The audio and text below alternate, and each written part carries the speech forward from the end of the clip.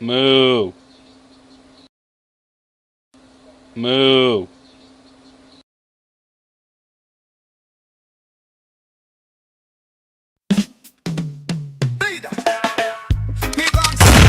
Save America.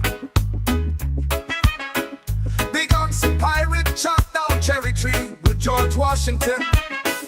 Big on some pirate beat the British in Revolutionary War. Big on some pirate built the Continental Railroad. Big on some pirate won the Civil War. Big on some pirate save America. Big on some pirate discover electricity. Big on some pirate made the first flying machine. Big on some pirate saved the world in World War I. Big on some pirate saved the world in World War II.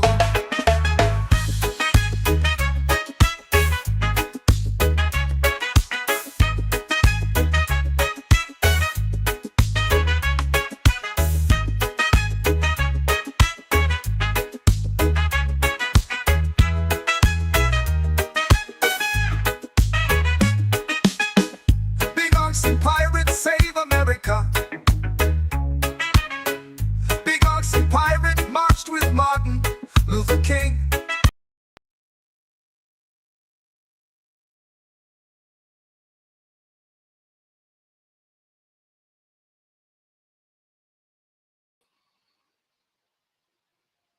Oh shit. Oh well. I hit the wrong button. Hey everybody. Welcome to Ox and Pirates America. Ox and Jalen are not here at the moment, so it's just Pirates America. My dream has come true. I've taken over America. So yeah, thanks y'all for joining. It's been a big week in politics. Hopefully y'all been paying attention. This is the future of our nation and the world at stake. So a lot of big things happening. We got a lot of good topics on the docket tonight. Constitutional crisis. Are we in one? I feel like I've heard constitutional crisis at least 100 times over the last week.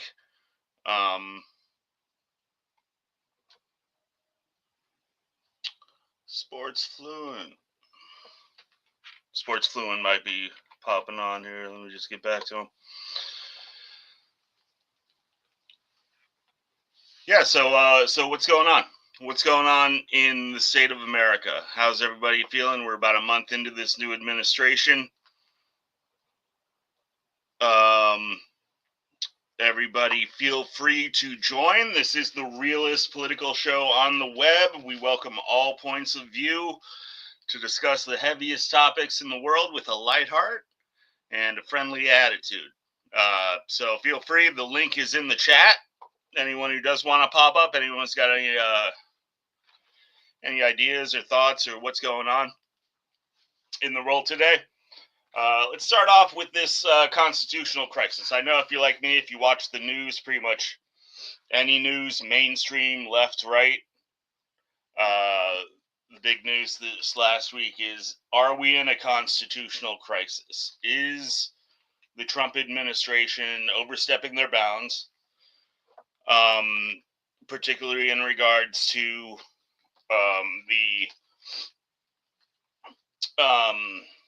basically dissolution of foreign aid, U.S. aid, or U.S. AID, however you want to call it. I feel a little dirty calling it U.S. aid because a lot of it really isn't aid per se. It's under the guise of aid. But essentially, if you've been paying attention, Trump basically dissolved virtually $80 billion in foreign aid, and a federal circuit judge stepped in and said that he couldn't do it. The reasoning was a little odd, in my opinion. Judge Ali in a Washington D.C. district court said that essentially he couldn't dissolve the aid because he hadn't provided proper proof that he had studied the ramifications of dissolving the aid and how it would affect people, which seems odd. It does, at least to me, it seems like that's pretty much under the purview of the President of the United States as to how this funding affects everyone. I feel like between the President of the United States and a district court judge, call me crazy, it seems like the President of the United States has more say-so in government spending, but the court judge did put a halt on it, and essentially the administration so far has found ways around that, and they have not reinstated any of the funds.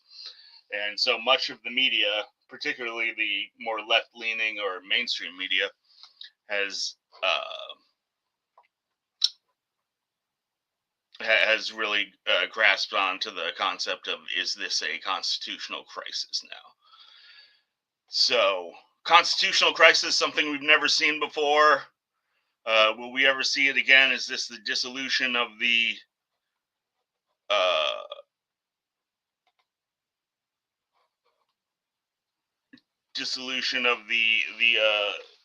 government that we all love so much? So with that, I just wanted to remind people I found this video. Let's see how rare this constitutional crisis situation really is.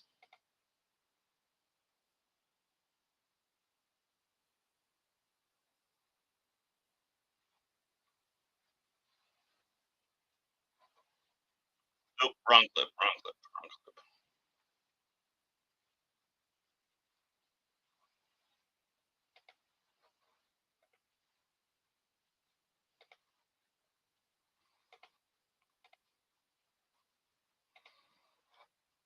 We've never faced quite the constitutional crisis that we do right now. They are fomenting a constitutional crisis. Yes. Are we staring down the barrel of a constitutional crisis? This is an existential constitutional crisis. A constitutional crisis, possibly. The constitutional crisis alarm bells are ringing.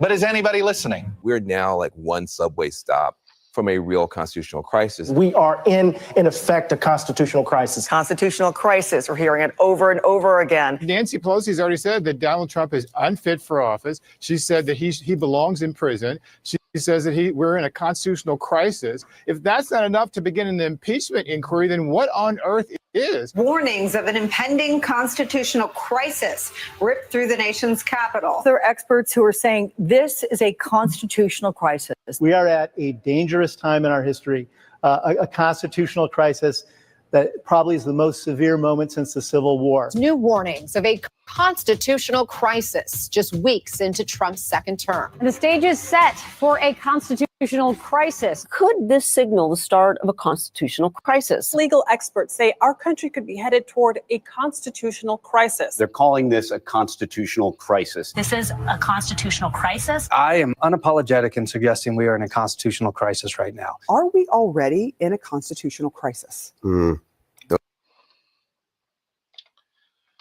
So yeah, it seems like the whole constitutional crisis deal has been a bit overblown for not just the last week, but maybe the last 8 or 9 years. It seems like they may be replacing a threat to democracy with constitutional crisis. So it's a brand change, but essentially the same idea, that we're living in a dictatorship. Are we living in a dictatorship? Anyone in the audience, if you got any thoughts on the matter, feel free. Yeah, I'm gonna drop the link in chat.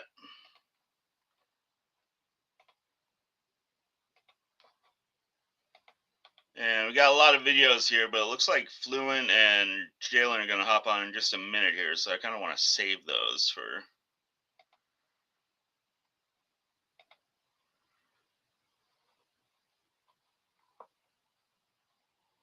for when they pop up. So the Russian-Ukraine war, it seems like foreign policy has become a lot more exciting than I expected. I didn't really think foreign policy would be a focus on the administration, at least for the first month or two. We have so much going on here at home. And to be fair, Trump did pretty much campaign as more of an isolationist when it came to foreign policy. The message was essentially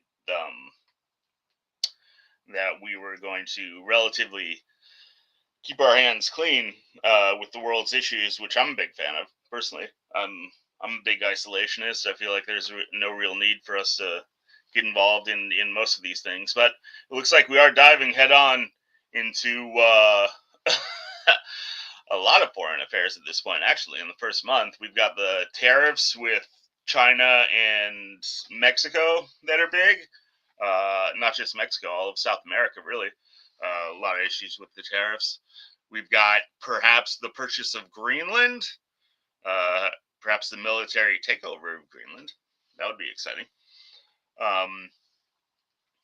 We've got the Israeli-Palestinian conflict that he's had some people would say very inflammatory comments as far as maybe going and purchasing the Gaza Strip, turning into a Vegas strip mall. That'd be kind of exciting. And now we've got the Russian-Ukrainian war, which again, I didn't foresee Trump making any big moves on the Ukrainian war, just because everyone knows how divisive the whole Trump, Putin, Trump, Russia, USA, Russia relationship issue has been in the media. It's been a big talking point for 8 years, really. Is Trump in Putin's back pocket? Is somehow America the superpower of the world? Are we a puppet state for Putin and Russia? I think most of that's pretty insane, but it does look like Trump's coming out of the gate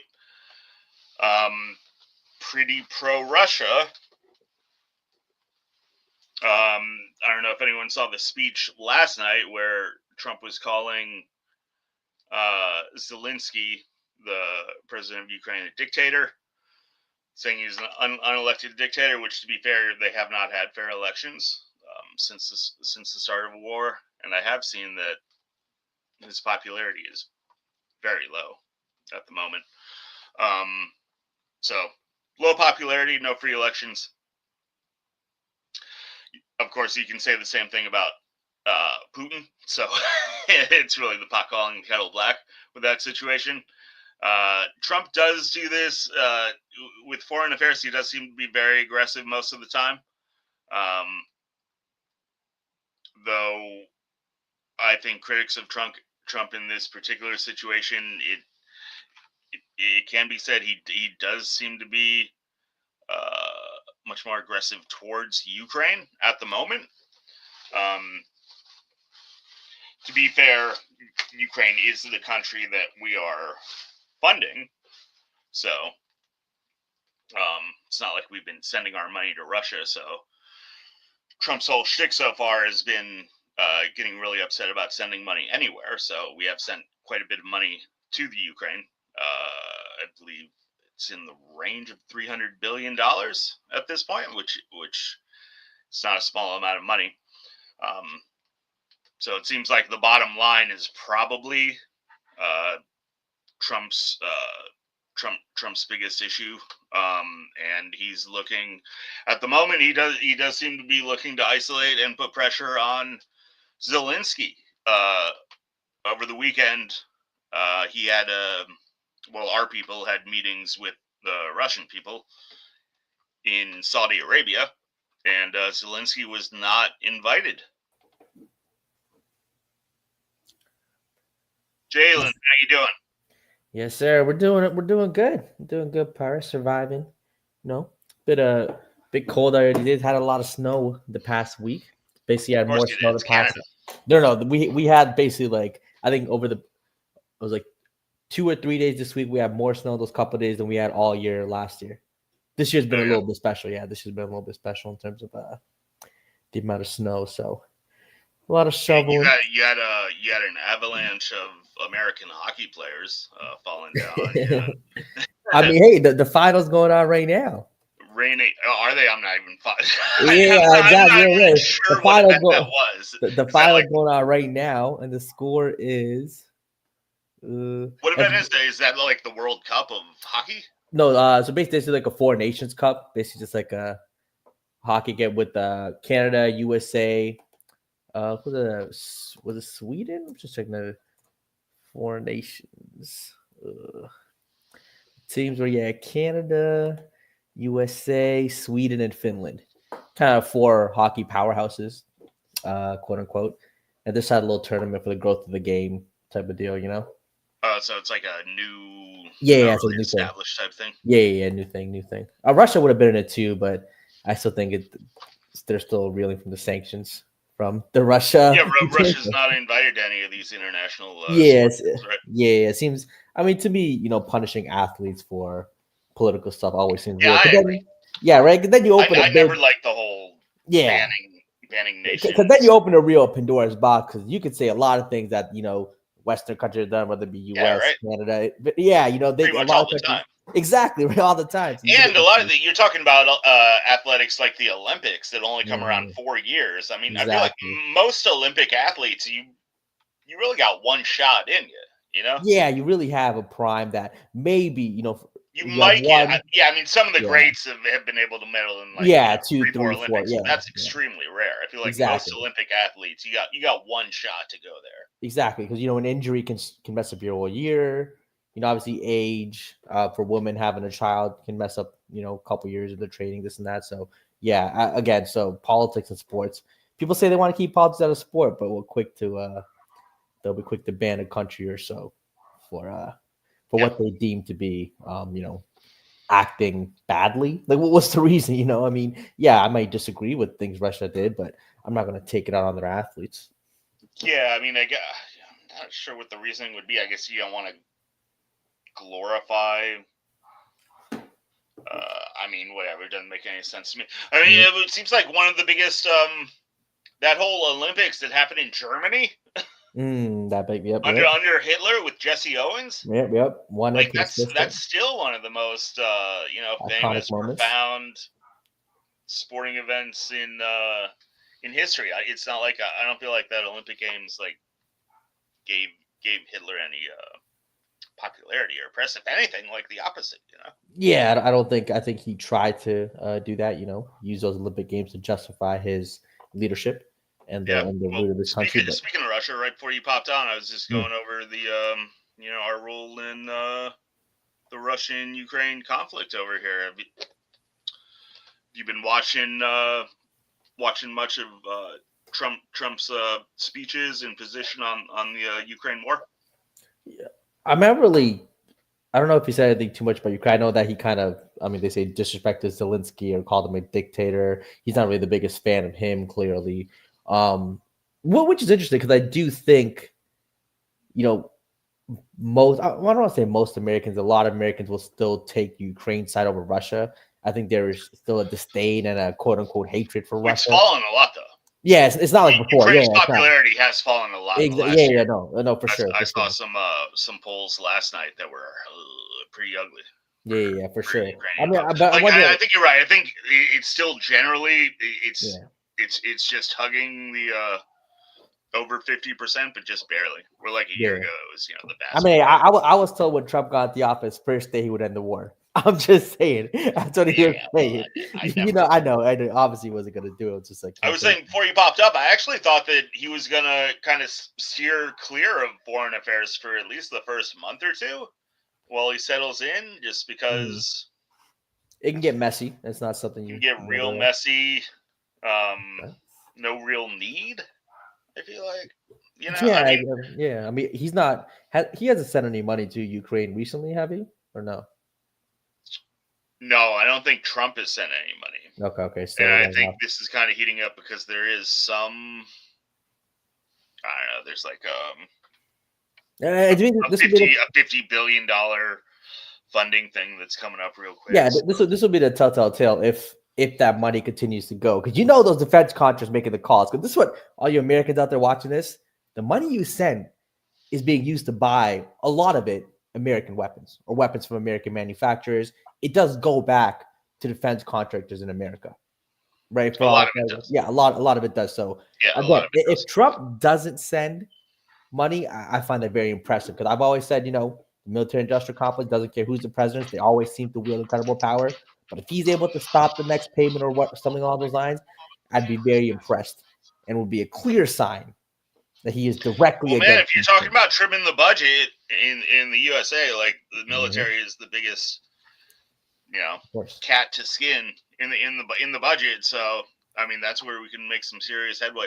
Look, if you combine the foreign aid was $75 billion a year, something like that. And if you combine that with the money that has been sent to Ukraine already, I think Ukraine's gotten like 250, 300 billion so far. Could you fix homelessness in America? Can we fix homelessness? No. With that money, I mean, with that 200 billion sent to Ukraine, would they have fixed homelessness in America? I mean, the whole fix. I don't think we can really fix homelessness just like that with the monetary thing. I hear you. Gotcha. A lot of people said what fixed homelessness, or what caused all this homelessness, was my old buddy Ronnie, who shut down all of the mental institutions back in the 80s. See, the fact is, in American society, a lot of these people who are homeless now, they used to just be in a mental institution. They used to just be off the streets. Yeah, that's what I meant. Maybe there'd be more homeless shelters where we could put them rather than be on the street. I guess homeless shelters. Yeah, but I mean, even that's crazy. Like, I live in the Bay Area where we really love to fund homeless shelters, and we still have homeless people running around all over the place who just don't go to the shelter. I think the Bay. Well, I don't know. Do you live close to Silicon Valley? To where? To Silicon Valley. Probably about 50 miles. Not really. I live in the Bay Area proper. Wait, so how far is 50 miles for a drive to Silicon Valley from where you are? That'd be about 100 kilometers. 100 kilometers. Okay, so there probably are. I mean, there could be, let's say, somebody who works in Silicon Valley, has a family out, maybe they have a house in your area. They can still drive. There's some people who would drive 100 kilometers. Actually, maybe that's. Oh yeah. Especially in America, we drive all the time. People to drive. I've always said, like, again, the Bay Area, especially the Silicon Valley area, it's such a unique situation where you just have these enormous, ridiculous tech salaries and bonuses. I just think really, really kind of making the housing market different from any other place. Like in New York, you have these enormous, obviously, again, the Wall Street salaries too, which make these condos, $10, $15 million condos, but Silicon Valley. So I always wonder, like, what do you do if you're just working at Starbucks as a manager? Like, it's the people who work at Starbucks. I mean, typically in the Bay Area, a lot of them will. You're going to end up having roommates. Honestly, I hear you. In a situation with roommates in probably not the best part of town, and not a lot of space.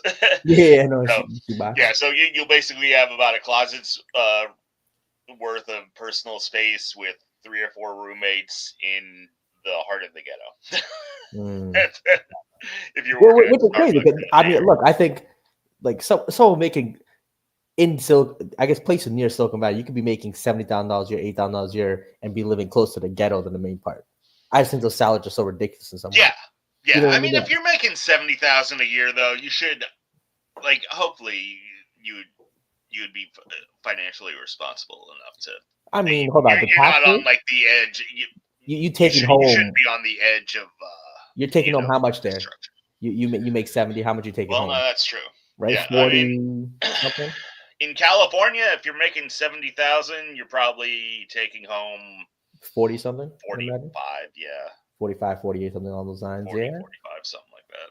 I hear you. No, I mean, you're not roommates. rich. Yeah, you're not rich, for but sure. I guess the roommates could work. 70,000 in Idaho would be a lot better, man. Hey, West Virginia, some of those places you can make a lot of moves at 70, 80K a year. Yeah, but I mean, people, especially the young people that they like living by Broadway, where they can go into some skanky bar and pay $18 a drink. So their priorities, So yeah, I mean, what do you think about Trump's attitude? I was saying it seems like he's not really afraid of the whole Trump is in Putin's back pocket narrative because he's definitely seems to be siding with. He's definitely someone so who's. I don't know if I want to say siding, but man, he seems to be a lot more critical of Zelensky. Mm-hmm. He's definitely He's definitely probably been the most pro-Russian politician, or quote unquote politician, you could say, over the past few years. He does seem to have a good relationship with Putin, which again I think in the long term could be a good thing. I don't think having an enemy in Russia long term is necessarily positive for the USA or necessarily the world. Getting along is definitely better. But it's definitely interesting to see the shift compared to obviously the former administration. Even along this party, though, I still think most Republicans fall on the party lines of Putin's the enemy. Don't get too friendly with him. We don't want Russia taking over Ukraine type of deal. Yeah, well, I definitely don't see Putin as a friend. I wouldn't chalk him up as an ally. That's for sure. I mean, I'm a bit disheartened with the foreign affairs stuff because again, I'm pretty much an isolationist with all I'd like to just pretty much pull back and wash our hands of most of this stuff. It's not that I really love or hate Russia or love or hate Ukraine. I feel like most of that is that's a European issue. Yeah, the interesting with foreign policy in America for all the money spent on the military and having the most powerful military in the world, without a doubt, the manpower, weapons, and all that. A lot of times they get involved, it doesn't end well.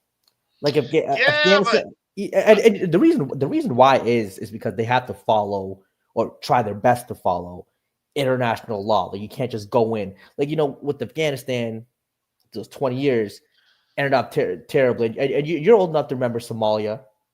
What happened there, the situation with the soldiers, terrible.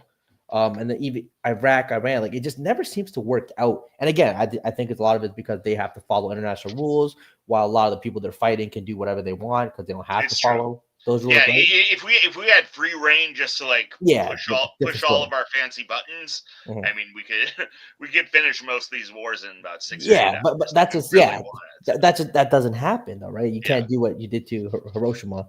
And I mean, I feel like a lot of this is not quite our fault. It's a burden that's been thrust upon us since World War II. After World War I, America pretty much wanted to mind our own business, go in the corner and do our own thing.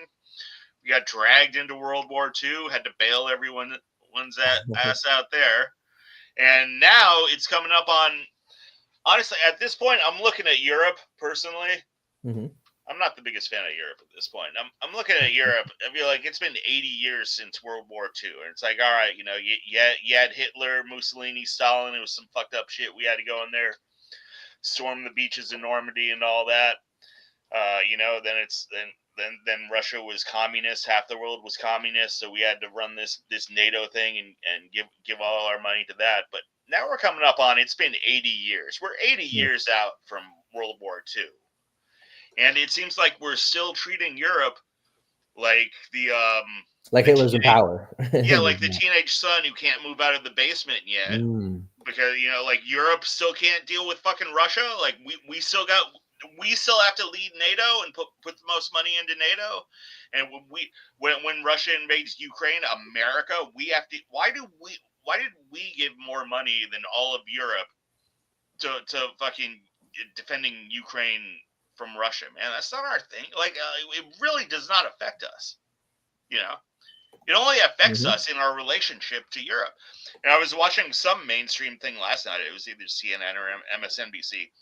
and they made the craziest take for why we need to keep funding Ukraine. They were like, well, we need to keep funding Ukraine because if we stop, then Europe will have to take on all the duties and we'll be X'd out of the defense of Ukraine. I'm like, yeah, okay. So what's so bad about that? You know, how come Ukraine can't fund this thing? Why are we the major player in the defense of Ukraine? When there are 15 rich European states right there, they're obviously much more affected by Russian aggression than we are. Yeah, I think it just goes back to, Trump's whole thing of people have to start carrying their own weight, stop depending on the U.S. I definitely see that, why the U.S. gets involved in the land issue, essentially, with Russia wanting, to take some of Ukraine's land, and Ukraine not being a part of NATO.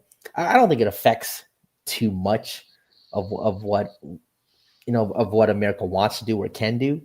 So yeah, it just seems like it's an issue. Again, I think the military-industrial complex has a big role in this.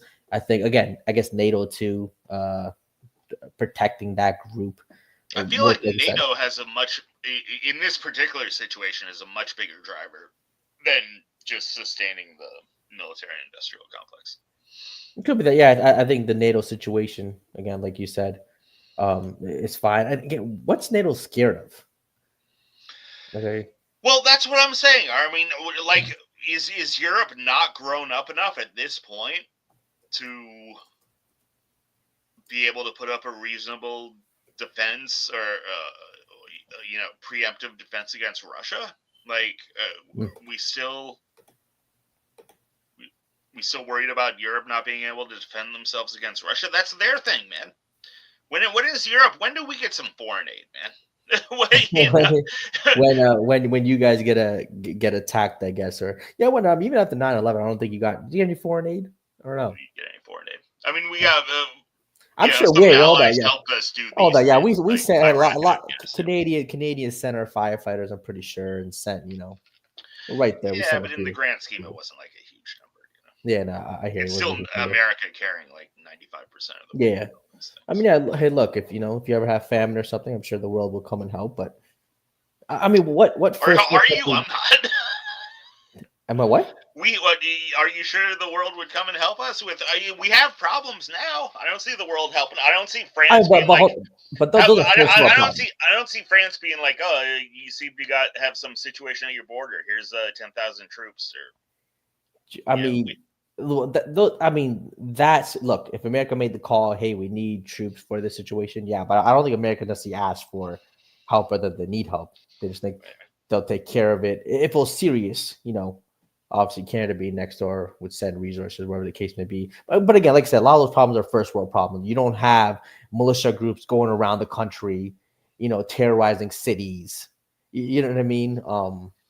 That type of thing. Yeah, the things of that nature. So we'll see if that ever comes to that. Probably won't, but yeah. Well, so before you hopped on, we were talking this constitutional crisis. Ooh, what constitutional crisis? The constitutional. Are we in the midst of a constitutional crisis? That's what all the news. For what? For what topic? With the with the defunding of the foreign aid, and then did you see that? I guess it was about a week ago. A district court put a halt on Trump's executive order to dissolve U.S. aid. Well, I know executive orders. I mean, in the past, judges have stopped, executive orders from a lot of presidents, and it goes through the process. In terms of defunding U.S. aid, I'm not sure. Yeah, it goes through the process, and I feel like, the hierarchy when you're talking about government funding and foreign affairs, I feel like the president of the United States has a bit more standing than some district court judge. I mean, that's how the American system works. You don't necessarily give one person all-encompassing power. I mean, do I think the president obviously is more powerful than the judge in a lot of aspects? Yes, but there's certain things that he can't do that a judge can do, right? Well, I feel like people are really confusing. I mean, they're pointing to checks and balances, right? But the checks and balances in the federal government comes down to the Supreme Court. I mean, so it has to go through the lower courts. Yeah, but it has to start at the lower courts before it goes to the Supreme Court. That's the process. Right. But we can't be having lower courts just halt presidential actions. If that were the case, because think about how many lower courts there are in America. I mean, lower 100%. courts could just tie up an administration in litigation. I mean, the administration just has to push it to the Supreme Court as fast as they can. That's basically what they and just so until it goes to the Supreme Court, we're going to defer to the ruling of some random. I mean, that's what's happened. Judge? I mean, this is not the first time that's happened. This is not some new thing. This has happened in every single administration, whether it's Obama, Biden, Trump, Clinton. Like, it's happened in every administration where a lower court judge will try to stop something that the president wants to do, and it goes through the process. Well, we're creating a new process now. I mean, hey, if you want to create a new process with federal judges and their rights, I think that's you have to rewrite a law. That's something Congress has to pass. No, well, I mean, so I've been trying to look into some parallel situations with previous presidents. Like there was Biden with the financial aid. Obama with Obamacare was a huge thing. Obama, yeah, not just Obamacare, but Obama had a case when it came to the killing American citizen, like accidentally killing American citizens with drone strikes and stuff. Yeah. That was something that went through the courts. But yeah, I'm sorry. I feel like just logically, I mean, like I said, think about how many lower courts there are. It's a lot. Like you could essentially just have a lower court come out and. I mean, that's what politicians or lawyers do. You find a judge you think will agree with you. Exactly. The country's so big. There's always going to be a judge that disagrees with everything that the president does. 100%. I'm not saying the system's perfect, but it is a system. You have to follow the rules until that system is changed. Well, we're changing that system. I mean, and that it can't be changed by one person. Again, I think you have to go through Congress. Well, can it or can't it? I mean, might makes right. Yeah, I wanted to.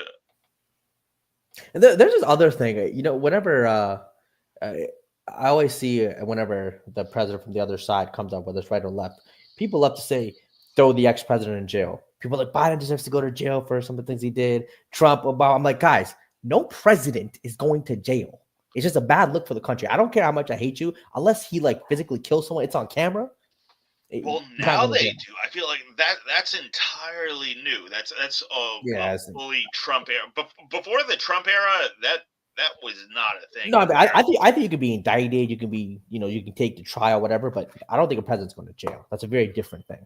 Well, I feel like just all throughout American history, there's been an unwritten rule that, hey man, we're not sending presidents to jail. That's like banana republic, third world nation type stuff, Yeah, I mean, you keep it moving, Yeah. If you don't like what the president did, you vote him out. And I do think it's a bad look for the country it's a horrible look, and it's what is going to create more political divide than when you start throwing people's candidates in prison.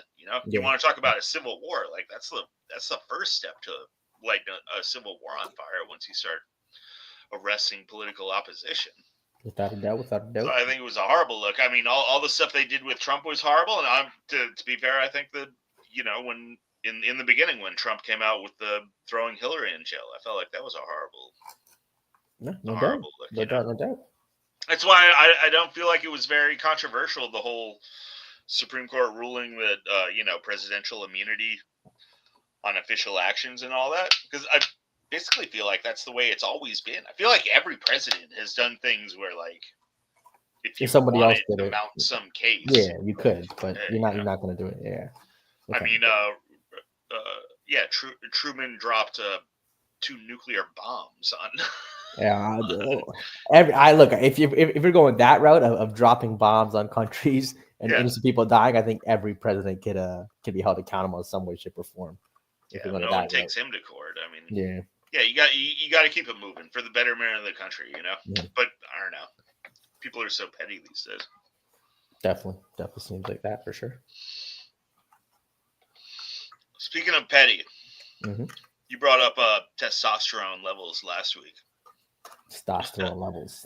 And I was thinking, does the Democratic Party have a low T level issue? Okay, well, that's just a ridiculous narrative or take. I don't know where it's coming from.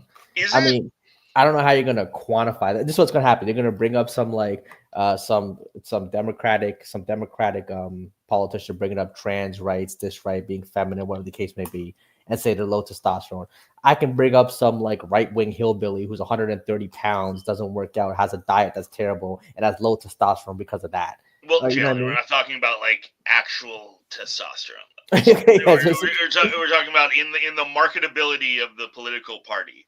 We be fair, and a lot of people. I mean, look, the popularity of the Democratic Party among men is the lowest it's been ever. It's down to like 20%. I mean, the loss in men, that's probably the number one reason they lost the election. I can see that. Yep. And I mean, I think it goes without saying, you know, it seems like there's just a difference in general, masculine traits between at least the images of the party. Like, look, if you're gonna if we just call this last election the Alpha Chad election. The Alpha Chad election. The Alpha Chad election, and Trump won the Alpha Chad battle. What Democratic politician right now is the biggest Alpha Chad that speaks to young men in America? Gavin Newsom looks more like Alpha Chad than Trump. Let's get some straight here. Trump is not an Alpha Chad in any way, shape, or form. Gavin Newsom's a pencil neck prick. Oh, stop. Okay, come on. Hey, man, Trump, man, come on now. We talking about Alpha Chad. I know Trump. I would roll Gavin Newsom up so quick. Stop. You couldn't catch Gavin Newsom. Stop it. Trump. I couldn't. Oh man, I could catch. Okay, wait, hold up. You think in any physical competition, Gavin Newsom will lose to Trump? Stop it. To Trump? Yeah, come on now. Trump's 78 years old. Okay, so now I'm just saying. Let's keep it real now. How old is Gavin Newsom? It's like 50 something, I'd imagine. Okay, so the proper. He's still clearly. I think a 50-year-old Donald Trump. Yeah, I mean, he's just clearly in better shape.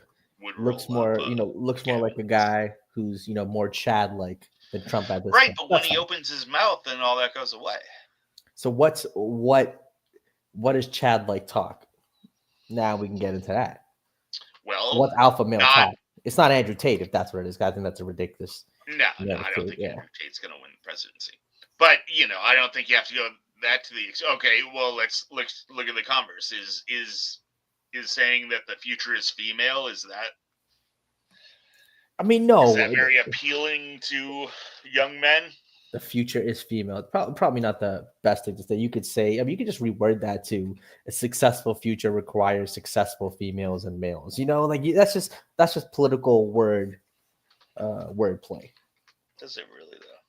Yeah, this is all just political, but it's not real. I'm not debating real politics. I'm not testosterone levels. Look, the Democratic Party have a problem. Jalen, first off, I didn't really come up with it.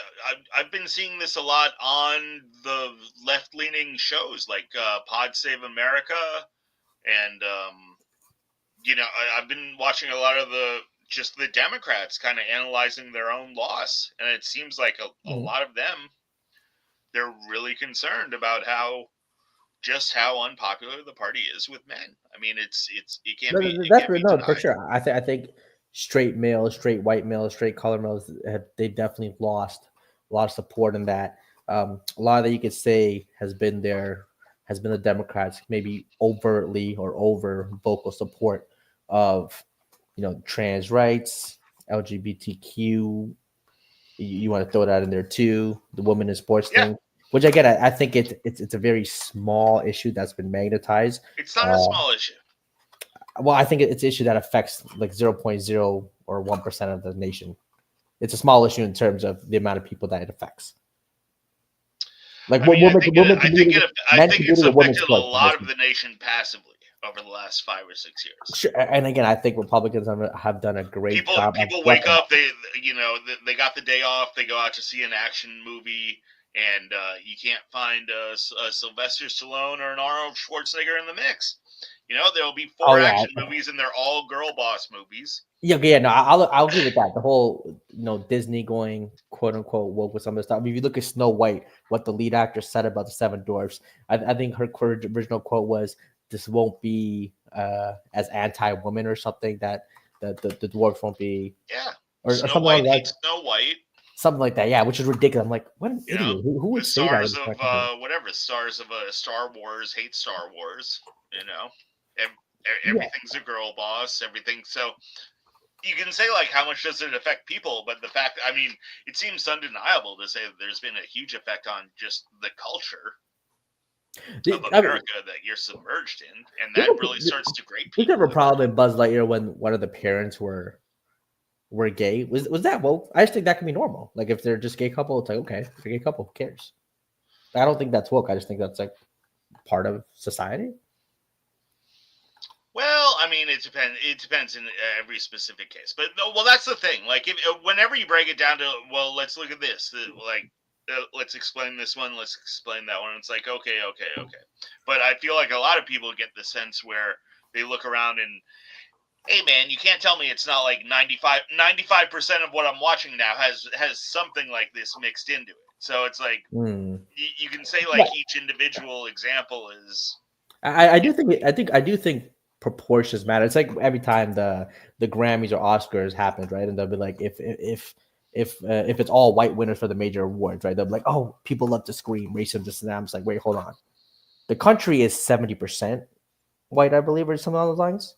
Yeah, something around. Right? Yeah, something along those lines. Okay, so if you just use that, it's just a standard metric. 70% of winners are going to be quote unquote white Americans. But if you break it down industry wise, I'm like, look, there might be years, there might be years where it is all white. There might be years where, and look, there's years where I've seen, 80% of some of the major categories go to a African American, Asian, or whatever the case may be. I've always said that. It seems like, would these people be surprised if they took a flight over to China and they turned on TV and it's like 98% of the people are Chinese? Like, right? Yeah, you think there's a bunch of white people winning like Indian singing contests? That's not a thing. Yeah, of course no, not. that's not a thing. You know, Yeah. you go to India, you're going to see virtually everyone on TV is Indian. Yeah, can I complain when if let's say only African American wins or like East Asian wins? South Asians don't win. Should I complain? Oh, America's racist. There's no South Asians. No, because literally 0.5% of Hollywood is South Asian. You know what I mean? That's the numbers. It is what it is. And when you look into the past, like the percentage of America being white was even higher. You know, if you go back to the 60s and the 50s and the 40s, it was like over 80% of America was white. It shouldn't be that surprising. I mean, obviously there was back then specifically. I've always thought discrimination. Yeah, I've always thought of the entertainment industry too with the movies and stuff. To me, at the end of the day, the bottom line is the profit margins, right? Your profit numbers. If a studio has they have their research metrics, all that, if they feel that an all white class and all black cast, all Asian cast is going to make them the most money, they should do it. That's what I think. I don't care who you hire. If I'm a head of the studio, if I'm a head of a big studio, they give me a couple $100 million. I'm going to hire the people who are going to make me the most money. Well, I care less than us. Jalen, I think I grew up in a long gone era. But I mean, the era I grew up. All right, look, when I would flip on the TV at night, we would have shows like so I would watch shows like Good Times, right? Where when you flip on Good Times, everybody is black. Virtually everyone, like 95% of any of the faces you're gonna see on Good Times were black. Yeah. You know? And then you'd flip on I don't know, The Facts of Life or something.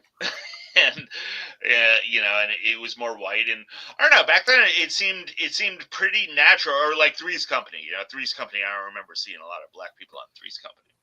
But then what's happening was all black, It seemed to be a fairly good mix, a fairly organic mix of, some shows were majority white, some shows were majority black, some shows were fairly mixed, and it seemed to kind of make sense just based on the premise of the show. I mean, I grew up, let's just say, like when I was growing up with Disney, right? It was still predominantly mostly like white shows. Again, maybe that's so, whether it be Even Stevens, Lizzie McGuire, these shows. And now, again, just a good thing too. They had a show like Never Have I Ever, which is like just a teenager going up to a teenage, high school show. Like every generation has that. You guys have like Saved by the Bell. Yeah, you could say Lizzie McGuire show, middle school. Yeah, Degrassi, all that. But this one, they used like an Indian girl as a main lead, and the show was great. Everyone loved it, but they had like her fall in love with the white guy. They had like they had like everyone. It did showcase more and more, I guess, what America looks like today than it was in the 70s, because it does look different, obviously, right? America's obviously more diverse now. Exactly. It does look so it shows for the time. That's fine, right? And that's okay. But the reason why that show was because it wasn't forced. It felt natural. Well, that's the thing. I feel like a lot of this stuff doesn't feel natural now. Now it seems like almost every show has to be about, the one white guy, the one white girl, the one black guy, the one black girl, the one Asian girl. Like every group of friends is like a perfect representation. I will say though, race in America. That's just not the way it is. I will say though, today they will play on like back in the day. It was back in like probably the 70s, 80s, maybe stopped in even the 90s. A lot of the more South Asian people they would give accents to. While today I see more South Asian character with no accents. And again, I was like a running joke too. It's fine, but you just see people without the accent. I mean, I think a lot of that would be due to at that point in history, a lot more of the South Asians had accents because they were first generation. Yeah. And now 30 years later, a lot more South Asians have American accents because they're the children of those people. I mean, like if you go back to 1900, most Asian people are gonna have accents. They're gonna be first generation people who just came over to America and had accents. Now there are a ton of Asian people who run around, and if you weren't looking at them, you would think, they were white or black. Nowadays, a lot of people, if you're not looking at them, it would be very hard to tell what race. Yeah, you couldn't tell by the way they speak, without a doubt. Yeah. A lot of black people sound white. White people sound black. It's all mixed up. I think new Captain America did well, or did a decent opening with Anthony Mackie as Captain America. Oh, it's getting panned. I saw the numbers. Like it's pretty decent opening. No, as far as money made. Yeah, money made. Yeah, I mean, and again, I was talking about the reviews. Yeah, and for the studios, like a studio, they could have the worst reviews ever, but they're making $1 billion off it. I promise they don't care. They can care less about it. You do that? I mean, hey, those Fast and Furious movies were making a ton of money, and they were getting panned every single one. I never really saw. Honestly, like I've only seen like a couple of Marvel movies. Really? Yeah, that was a whole. I mean, obviously, there's just going to be a peak with these things, right? Like Marvel, obviously, going to have a peak when they had Robert Downey Jr., Chris Evans, and that whole gang. Scarlett Johansson, like that was an iconic time, perfect timing. The movies were great. It's just hard to replicate that, right? I don't think you can ever replicate it like that. But then they had a really bad one, and now they're coming back a little better for sure. So you're just totally dismissing this low T level of the Democratic Party. Yeah, look, I've always said you don't think if they don't do anything to address it, you don't think it'll just be the same thing all over again next election?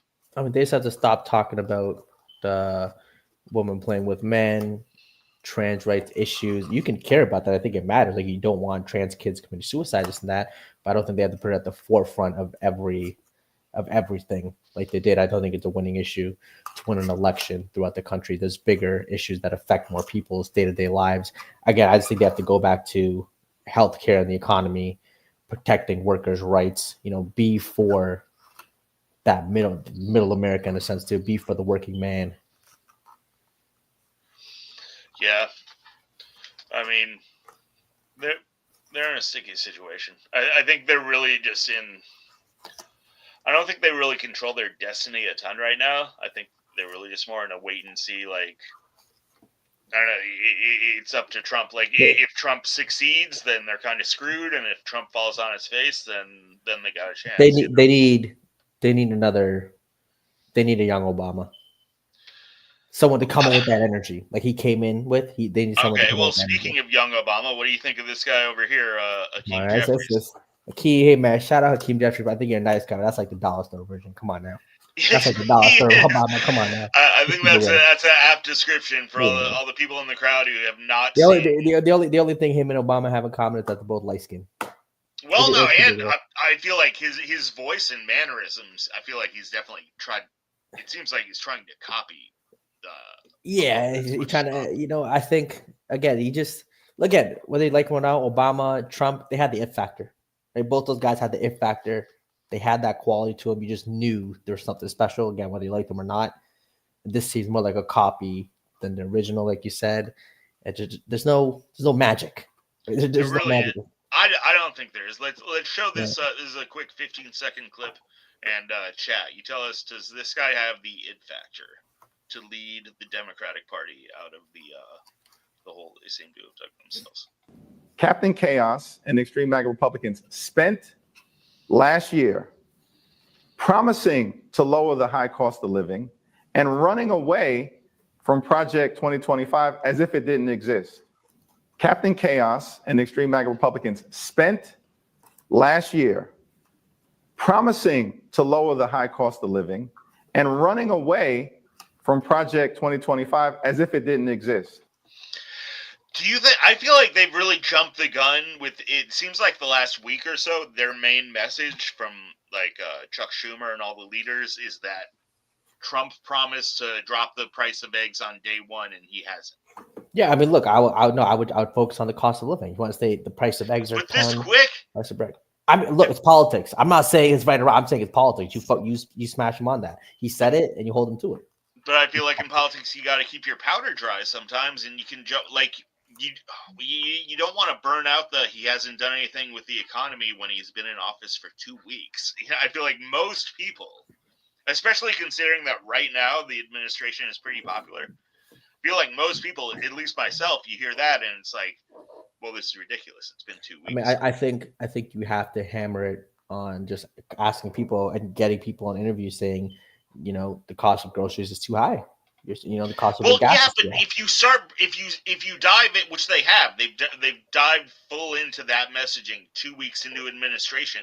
I feel like most people are gonna say, rightfully so, well, he's been in office for 2 weeks, and you guys just were in office for the last 4 years. Then you say he said he would do it on his first day. Yeah, but and then the reasonable mind says, I'm pretty sure the reflection of the economy right now is much more a reflection of the last 4 years than hey man, politics a is about reflection of the guy who's been in office for 2 weeks. Hey, you know this, pirate. Politics isn't about being reasonable. It's about making in a lot of ways, it's about creating an image of the person you don't like or disagree with and making them out to be this sort of evil. I feel like the Democratic politicians think that their constituency is stupid. And look, I can make the case that Democrats think the Republican constituency is stupid, and a lot of them do, and that could have been probably one of the reasons. So they just think everybody is stupid. I mean, hey, it could be a little bit of that. I'm saying I feel like this message would have much more of an impact maybe if you wait at least a year, 3 6 or 4 months. months. Yeah, I hear really you. a year, but at least a few months. I agree with that too. I agree with that too, but I don't think saying this message now will take it away. Saying just 6 months from now the price is still there, it just adds to it. I think you can just build coming right off. They spent the whole campaign season saying that the economy was great. I mean, hey, you can just say as soon as Trump came in.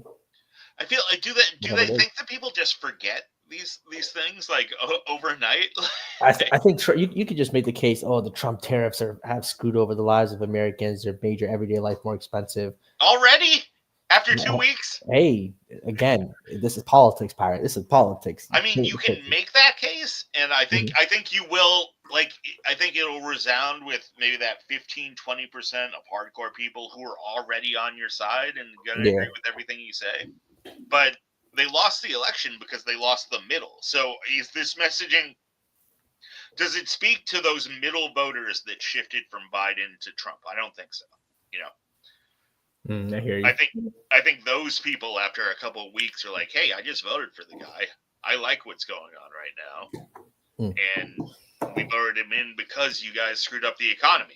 And now you're coming out and saying, yeah, the economy sucks. So I feel better. Yeah, but there are going to be people who are going to, support Trump no matter what. There'll be people who agree with Democrats are going to hate Trump no matter what. Like I said, the middle voter, whether that's going to work with them. I mean, look, I think their vote lies with the pocketbooks. If they continue to feel it, like you said, in 6 months, it'll be a more powerful message. But again, I'm not mad at them saying that instead of some other issues. I don't mind them focusing on the price of eggs and the cost of living versus other issues. They want to focus on that topic. And then if Trump ever goes to, if he ever goes to trying to rescind Obamacare like they did last time, failed because of John McCain. Shout out John McCain. If he does that again, I think that's another winning issue for Democrats, the healthcare thing, where you can say they want to take away your health insurance, ride that wave.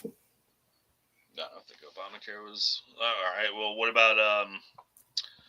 about DOGE? This week in DOGE. Well, I'm a fan of DOGE. I'm definitely a fan of Elon and DOGE and what they've been doing. What major thing happened this week with Elon and DOGE? Well, Elon and Trump they had that interview together on Fox last night, or maybe it was the night before. Who's it with? Hannity. Of course, Hannity. That's Mr. Right Wing propaganda. Shout out Hannity, man. I'm not mad at him. It was a love fest, those three together in a room. This guy's great. Can you believe this guy? This guy's the best. I love this guy. You know what's crazy? I don't even hate Hannity as some of my I like Hannity. all of my fellow left friends, because he openly admits he's not a journalist. Do I think people on the right? Do I think people on the right who aren't as intelligent think he is a journalist? Yes, and I think you're completely ridiculous if you think he's a journalist. He's just he's a right wing commentator. He's an opinion guy, and that's okay. As long as you admit it, I'm totally cool with it. He's an opinion guy. He fully admits he's right wing. That's that. Yeah, he's not for everybody. I could understand how he picks and chooses. Like I remember the month during the Obama administration too, when like there was good months. He had like a run. They never mentioned it. One bad month, you lose jobs. Oh, when the economy's going terrible, this, like he's very selective in what he chooses. And again, he's a political commentator, so I'm not mad. But yeah, I like Gutfeld too. Woods likes Gutfeld. I like Gutfeld. Gutfeld is killing the late night host. Have you? Yeah, I saw it. Yeah, he definitely he's been beating them in the ratings. Yeah, do you see the ratings? This guy's on cable, and he's like demolishing like all of the network late night hosts put together. Yeah, is he beating in the core demographic? It's always, Fox will always have the advantage of they always win the older demographic. No, they're killing in the prime demographic. In the prime demographic too. I think maybe even worse. Well, I think some of the old ladies are actually watching the Kimmel. Well, yeah. I do think late night comedy just isn't what it used to be. It's just I think it's a different time. One, I just think it's a different time. People get their comedy. Like I think younger viewers. No, I don't know any 20-year-old, even 30-year-olds that watch late night comedy or have watched late night comedy growing up. I've seen clips of the Jimmy Kimmels of the world. Yeah. What are the other guys? But like I never stay up. Kimmel, Fallon. Yeah, like I've never stayed up. I've never. Did you ever watch the Colbert Report? No, was that before he got the late night?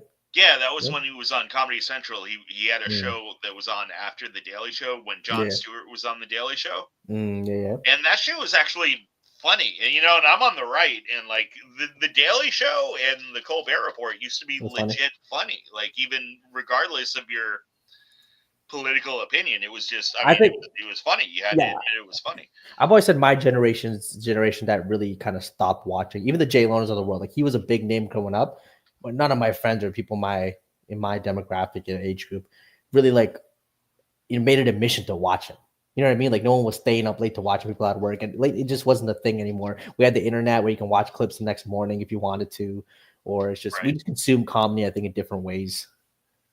Well, I think that being able to watch it later really has effect. Because like back in the day, Johnny Carson and David Letterman. Yeah.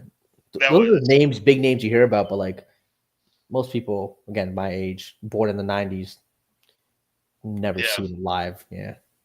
Yeah, but I mean, like, honestly, back in the day, it's like if you wanted to watch something funny, you would either have to turn on the TV when that thing was on or pop in a videotape of something that you probably already watched like 50 times, But they used to be the kingmakers for comedians. Like, you would have to one good showing on Carson, and all of a sudden you're famous, and on your way to being one of the most popular comedians in the country. Yeah, now you just have TikTok comedians popping up out of nowhere, right? And just being a part of everything, even in mainstream media.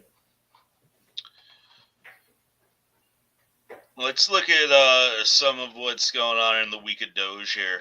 Yep. I know you mentioned was it Doge that found the Social Security stuff? Yeah. Gotcha. I will say, probably when you say massive fraud, I think how many people was that? They found a couple thousand into when there's 300 million people. I don't know how many people. 22 million. Wait, they found 22 million people? Yeah, I think the Oh, couple okay. thousand you saw was probably just in one age bracket, like 130 to 139. Okay. But as far as like people over 100 years old, Yeah. they found 22 million. They found 22 million over 100 years old? Yeah, well, when we know that the actual number is like 80,000, like 70,000, 80,000. Wait, what do you mean? It's like, so there's 22 The actual million people? number of like Americans that are over 100 years old Okay, yeah, only a couple. And they is like found 80,000. And they found 22 million Americans getting Social Security checks. Well, no. Yeah. So that's where some of the confusion is coming, Okay. because it's they don't know exactly how much of it is affecting. So their active Social Security. So Social Security is just like retirement, like a pension, right? That they get from the government. Yeah, but it's also like disability and. Okay, that 100%. Yeah, has a ton of fraud. You already know people take advantage. Yeah, disability. Yeah. You know, food stamp program, all kinds of welfare. Even when someone dies, you can maybe not report or get it not disclosed and continue collecting. Or maybe you could in 2020 you could go vote for Joe Biden and end up giving Joe Biden 81 million votes, which is it's a lot of people voted for him. They want to see a change. So here's one quick story from.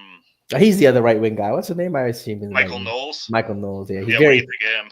Oh, he just has a strong dislike for the trans and gays. I feel like he has he's really on the Christian conservative. Yeah, he's on the very for sure. Yeah. So yeah, he definitely he does not like the trans. But I thought this little clip was interesting. Here is Rory Stewart explaining his connection to USAID. Stopped. Doesn't matter. You have a contract. So, Turquoise Mountain, which my wife Shoshana runs, has a contract. Had another $1 million to go. Money just stops. Oh, hold on. Wait, there's a contract between some organization and USAID, and the contract stopped. And hold on, his wife ran that organization, and they were supposed to get another $1 million from the US government, and that just stopped. What organization does his wife run? It's called the Turquoise Mountain Foundation. You can't make this up.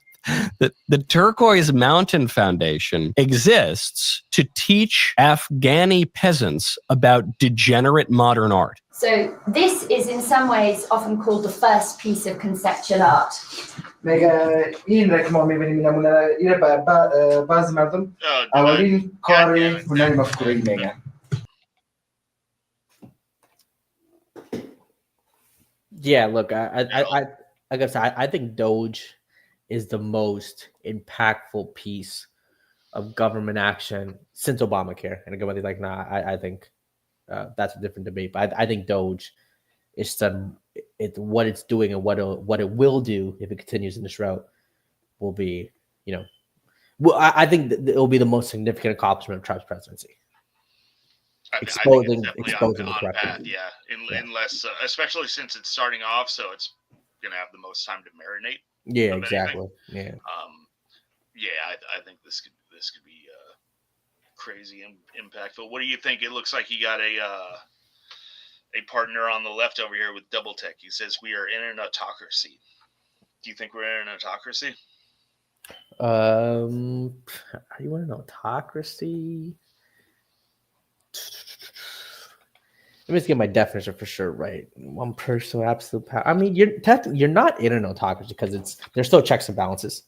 It's not a full on one person. Like I don't think Elon can go in. Hey, shout out Fluent. Hey, Canada. What's the score of that Canada USA game too? Well, I thought.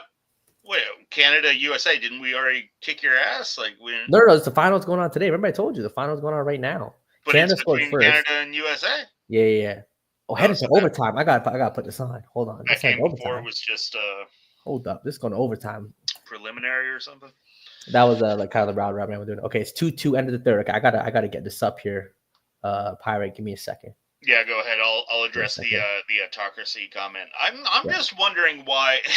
It seems like the Democrats want the government to be an all-powerful institution until they lose an election, and now all of a Mhm. sudden the president of the United States is supposed to be some paper pusher in the back of the classroom. Like now apparently we're just supposed to castrate the president of the United States. He's not supposed to be able to do anything that he wants.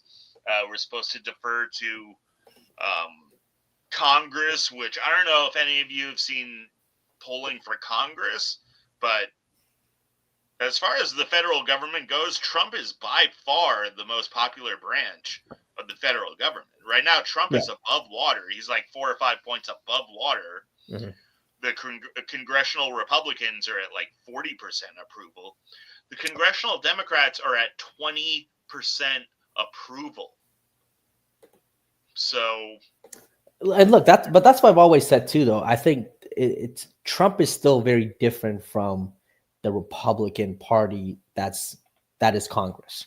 I think Trump is almost his own entity, where he operates by his own beliefs, which obviously align with a lot of Republican beliefs. But I also think that, again, like I said, I think he's a populist, and he has some beliefs that align more with Bernie Sanders too, which I think is great. So look, I think a lot of what Trump's done is good. A couple of things I disagree with, but that's perfectly fine. But look, I think DOGE, and like I said, what he did with the tax credit thing, I don't know how that worked out. The money stayed be using to give a tax credit for America. I think that may be more of a talking point. I think he'll try. I don't know how that'll exactly work. It'll be interesting to see. But again, DOGE I don't like that. Wait, you're talking about the sending the money back from DOGE? Yeah, I think he mentioned something about that, right?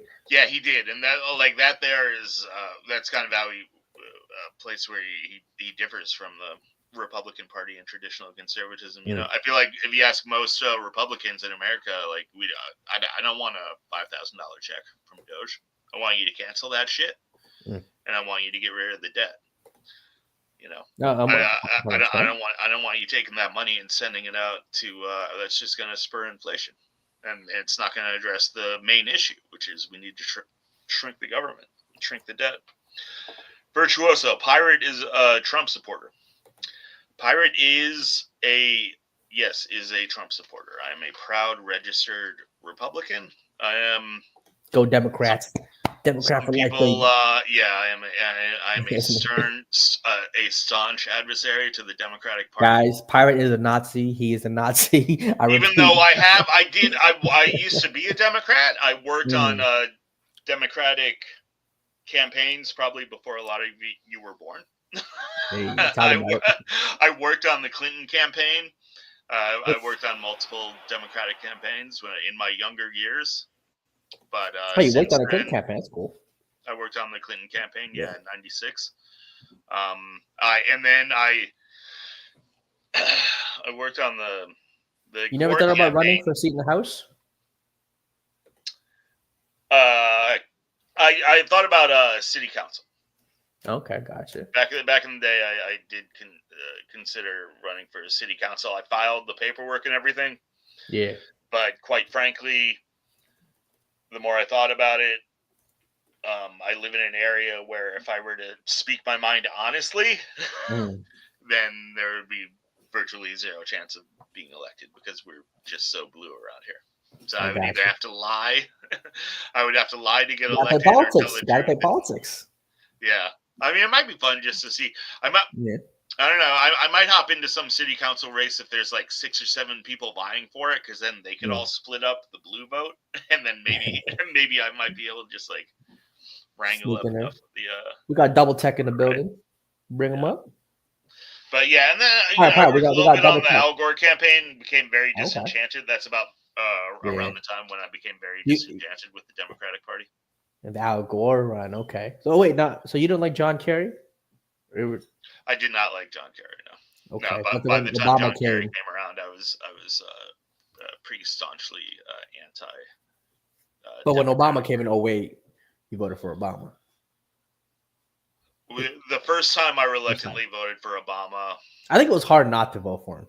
It was hard. There was a combination. Again, I am militarily. I am an isolationist. I don't like the foreign wars. Oh, John McCain was a big. Was a big war hawk. Yeah.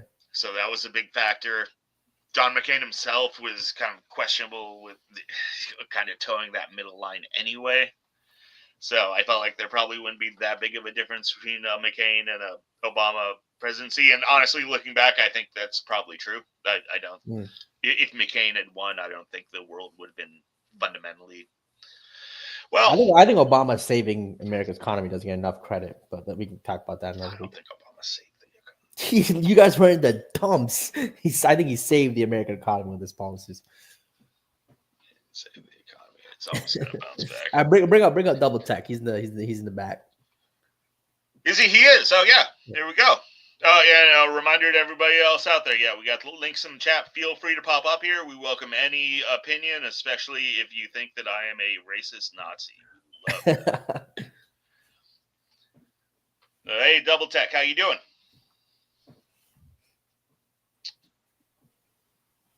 Double Tech in the building. Double Tech, are you there? Yep. Can you hear me? Yep. Yes. Yep. Hear you. Yeah, we can hear you. Perfect. How you doing? I'm great. How are you? Real good. Where you calling from? Hawaii. Hey, what's on your mind? Hawaii, that's nice. How long you been there? My whole life. How long?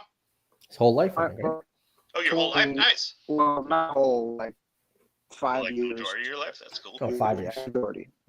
Let's say 4/5. So. Well, what's on your mind? Listen. You're delusional. It's okay. Okay, though, over what? But it's okay. Respectfully. Respectfully, I understand. I'm sure I'll probably think you're delusional after this case, but we can all be friendly about it. What am I delusional about? Listen. The problem is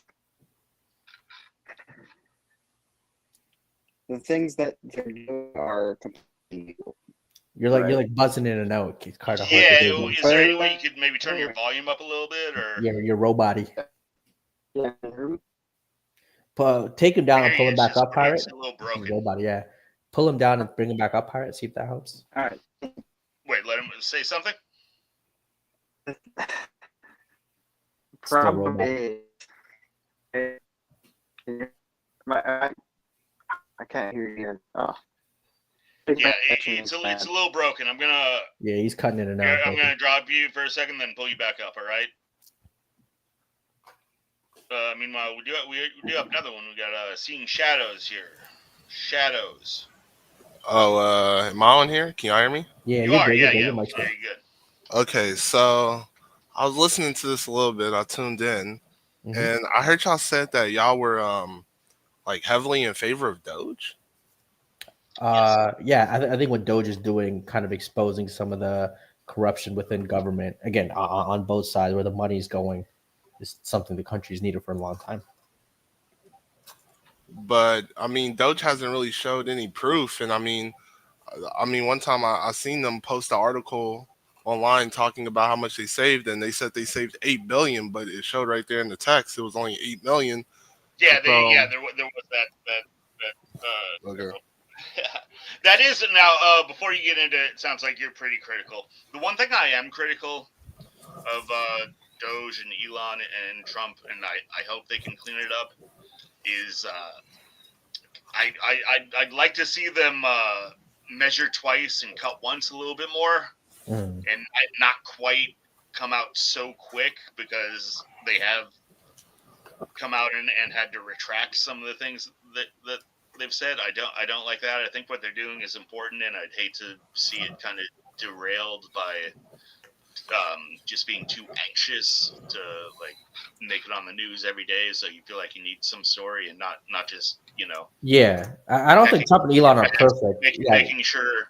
I would like to see have complete faith that when they come out and say something that you can trust it. They don't have to. They don't have to tweet every day or every few hours when they find something. Yeah, you can take a seat, take a step back, realize what's happening. Yeah, exactly. Find where the money's going. Really get a detailed account of what's happening, and then put it out. But I think the overall fundamental concept of DOGE, right?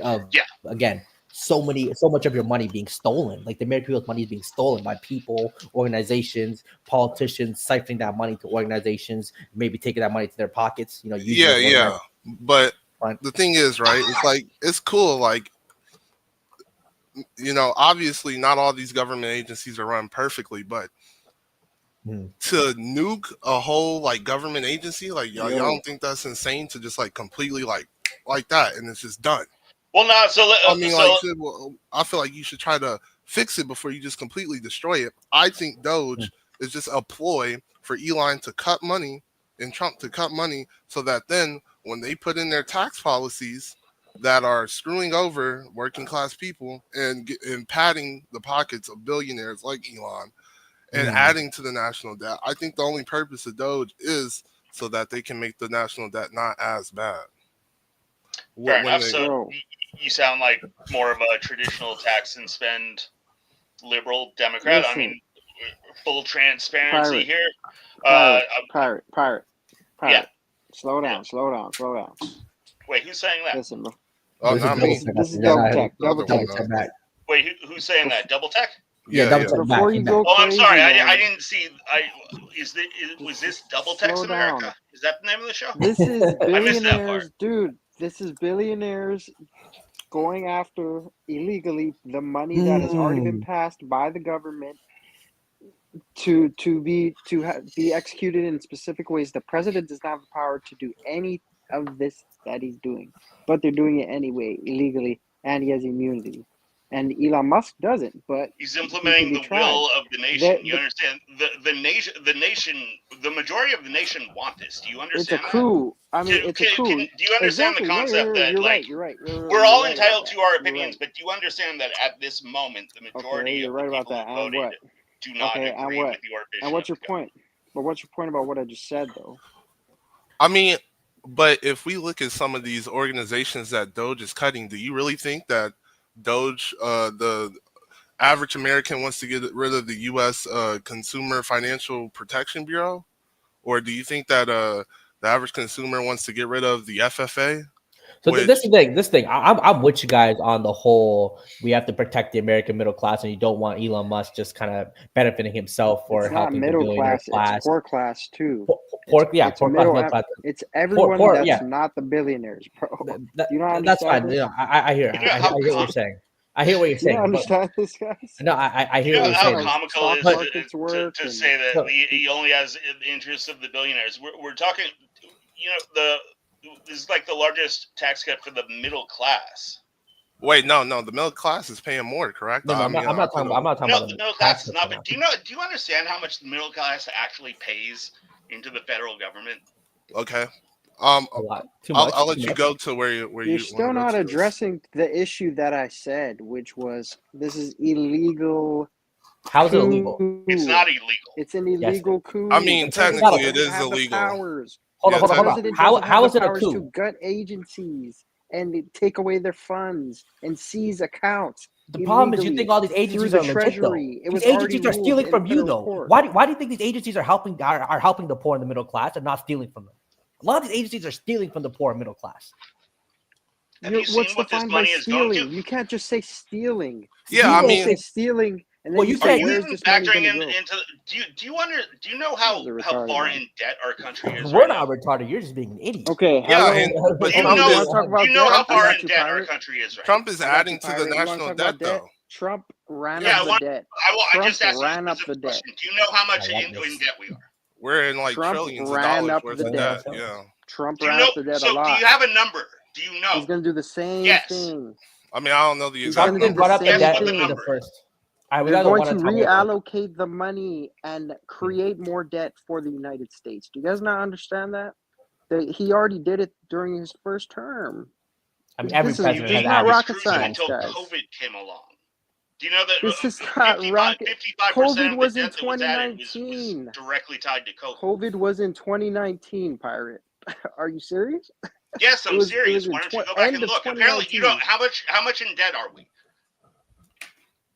Bro, just look at the numbers. How much in I don't debt gotta are pull we? it up, bro. What's your guess? Let me say. You would say we're in what, 34 trillion, 38 trillion, something like that. 36 trillion, yeah, 36 trillion. 36.2, yeah. Yeah. So, do you think that's a lot of money to be in debt? Do you know what that equates to? Do you know how much of our tax money each year has to go to paying off just the interest on that debt? Yeah, I mean, we're never And going to Trump pay that ran debt it off. up. So what's your point? He's going to run it up some more. So what's your point? I My know point is this. that he's You're not talking gonna about things I know. actually, we're going to cut You're the talking budget. about things I Wait, know, but how you're is not he? talking about things that Trump is going to Okay, change. guys. about that. So wait. So one at a time. So double check, seen shadows, and even I agree with you. So Trump during his first administration ran up the debt, just like every president. Obama ran up the debt, Biden ran up the debt, Trump ran up the debt, George Bush ran up the debt. I think every president of the United States, those four ran up the debt. I got to go back to what's the last person that didn't run up the debt? Just like for a second. There were two. Clinton had 2 years where Okay, we shout had out Clinton. That. Okay, so now that was mainly because of the contract. Of okay, America. so now we're gonna ask Pirate. So double text. You think that Trump's gonna run up the debt too by giving tax breaks to the rich? They're gonna take their money, put it in Swiss bank accounts. Well, I mean, no offense, but we did just see that they said that the debt was going to go up, and they raised the ceiling for the debt too. So I mean, it's not that he thinks it. We raise the debt ceiling every year. Okay, so wait. So Pirate. How is Trump gonna address the debt? Which Republicans had to run on of lowering the debt instead of increasing it like every other president? Trump is going to lower spending combined with income from tariffs, which should account to at least $500 billion a year, combined with spurring economic growth, getting out of this 2% a year growth, hopefully up to 4%, raising the GDP, combined with lowering inflation. Bro. Okay. But let's say tariffs increase inflation. Okay, let's say you guys are all right about that. All that. Tariffs are a very complicated thing. You can't just say tariffs increase. Okay. Absolutely, tariffs increase inflation. That increase. Slow down, Pirate. Slow down. Okay, let's Pirate. Let me double check. Okay, you're on. bring back double check. We can't shut up the viewers, Pirate. Bring him back up. Bring him up. Shout out double check, man. Hold down on my whole show. No, just like I'm telling you to just let me get a word. We're over here trying to have a conversation. All right, yeah. All right, let double check. Yeah. Let double check go down and Pirate respond to him. But you're long-winded. You're okay. Do you think double check? Pirate, you're just listing things, so that's why I'm telling you to slow down. Yeah, he asked me how breathe how are we going to address the debt? I'm sorry, it's not a magical answer like tax. My problem is is that your answer? Tax the rich. Pirate. I feel like that'd be a good start. Let's say you're right about all this, Pirate. Let's say you're right about. Can I get like a few sentences in? Nobody's is that possible? Cutting you off. Okay, can I get a few sentences in? We get spicy, chat. Just go. Thanks, guys. All right. So let's say you're right about all this, right? Like, okay, the money is going to go to whatever is good for the country, and taxing the rich or not taxing the rich is fine. And whatever Trump is doing is fine, and it's going to be good for the country. And let's say you are right about all this, and I succeed to you that point, right? And I say, you're right about that. Cool. Let's put that aside. Cool. All right. Let's talk about what Elon Musk is doing, right? Has already done, factually. Let's just deal with facts here. Okay. He illegally hacked the Treasury with no consent from Congress. Yeah, that was insane. The Senate. That's already illegal. So that's pretty much like treason, like kind of like a coup kind of thing. Yeah. Legally. Just legally speaking, we're just talking legal terms here, right? And Trump is allowing that and giving him the power to do that, and has given him actually power to do that, but the power doesn't even exist. And it actually explicitly doesn't exist in legal writing, wherever the Constitution. I don't know. I saw it in a video. It's true though. So you guys are just very off base. You don't know your facts. Do you know who created the agency? Trump already has. It's not even an agency because it wasn't even passed by Congress. It actually is an agency. It doesn't have powers to do anything. It's not a real agency. It's just that it has the name agency. Actually, Obama created it. Trump has repurposed an agency that Barack Obama created. Sure. I have a question. So, how do you feel about them saying that Elon Musk is not running Doge, even though they clearly stated multiple times that Elon Musk was running Doge, and then the second that it would be a problem, now it's not. Like, how do you feel about that? Elon Trump is an advisor. But they said he was running Doge multiple times. I mean, they've Doge said he's is like not the a point real man. thing, bro. He's the They public said face of Doge. they said he was the head of Doge. I mean, I could Wait, try to who's find they? something. Do you guys like Donald Trump anything? and Elon Musk. Do you guys like anything Doge has done so far? No. Yeah, let's put it that way. Do you like anything? Nothing? Absolutely not. They haven't shown much proof of anything at all. When they do show proof, a lot of the time it's erroneous. Not only that, I feel like they're cutting important government agencies that we need. In fact, they have did some cuts and they started calling people back. And it's like, wow, I feel like this whole Doge thing is ridiculous. I feel like Elon Musk is not qualified for this job at all. I feel like the workforce that he's hiring, which he said that he was hiring young, like 18, 19-year-olds, and he's working them 80 hours a week. This does not seem like something that if you want to run a efficient company that you would do. Hiring young, underqualified guys and overworking them, I feel like that's just what will create so many errors. I don't think they're necessarily underqualified. They probably could be geniuses in their field if they're 18, 19 years old getting a job off Elon Musk, right? They're not. I mean, look, there's a lot of Harvard graduates. You guys don't address anything. You guys just continue. Hold on. Wait, what do you want? Hold on. You guys just continue talking. Hold on. Address any points No. Hold on. No, I'm I'm literally addressing with what he just said. He just made a statement that these no, guys but are you didn't address underqualified. anything I said. He just started talking about something else. Okay, And well, then you also guys he just made went on. My fault. Okay, so double. So Yeah. we'll double check. I mean, I was the double tech talk to Pirate. I mean, they were going at it. So I'm gonna let you guys couldn't do your thing. I'm not gonna interject. My fault, double tech. But like, we're not. There's no like topic. Like you guys are just starting. That's the problem with debating with like people that are just so into MAGA. They don't address anything you say. They just start. He's not. Jalen is a Democrat. I'm not. It's just in general, not anybody. Oh, so you just think the mega cult? Yeah, I'm just The mega cult, which just happens to be the majority of the voting public. I love that. Yeah, people that it's don't crazy that we're still calling Yeah. the majority of the voting public is MAGA and a cult. Well, I think the they mega don't think for themselves. They think from what other people tell them and think The majority true, of the voting but public does it.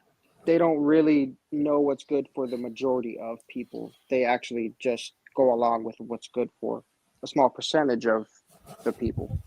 How old are you? Yeah. That's irrelevant to what I just said. See, Well, I think you guys just hold on. You guys don't address things I say. Okay, wait. So just let's wait. Hold on. So let's circumvent. address it. I think when it comes to the mega cult or fire, I think mega's base is very different from Republican voters. I think that the mega base is very that they view Donald Trump as a sort of messiah. Yes, I think there's a base of voters who you can classify as a cult. But I think kind of printing this broad brush of every Republican voter and saying they're all part of a mega base or mega cult, I think is disingenuous, and I think it's one of the reasons that It very much Democrats is. lost the election. I wouldn't even describe myself as this election was the first election I actually voted for Trump.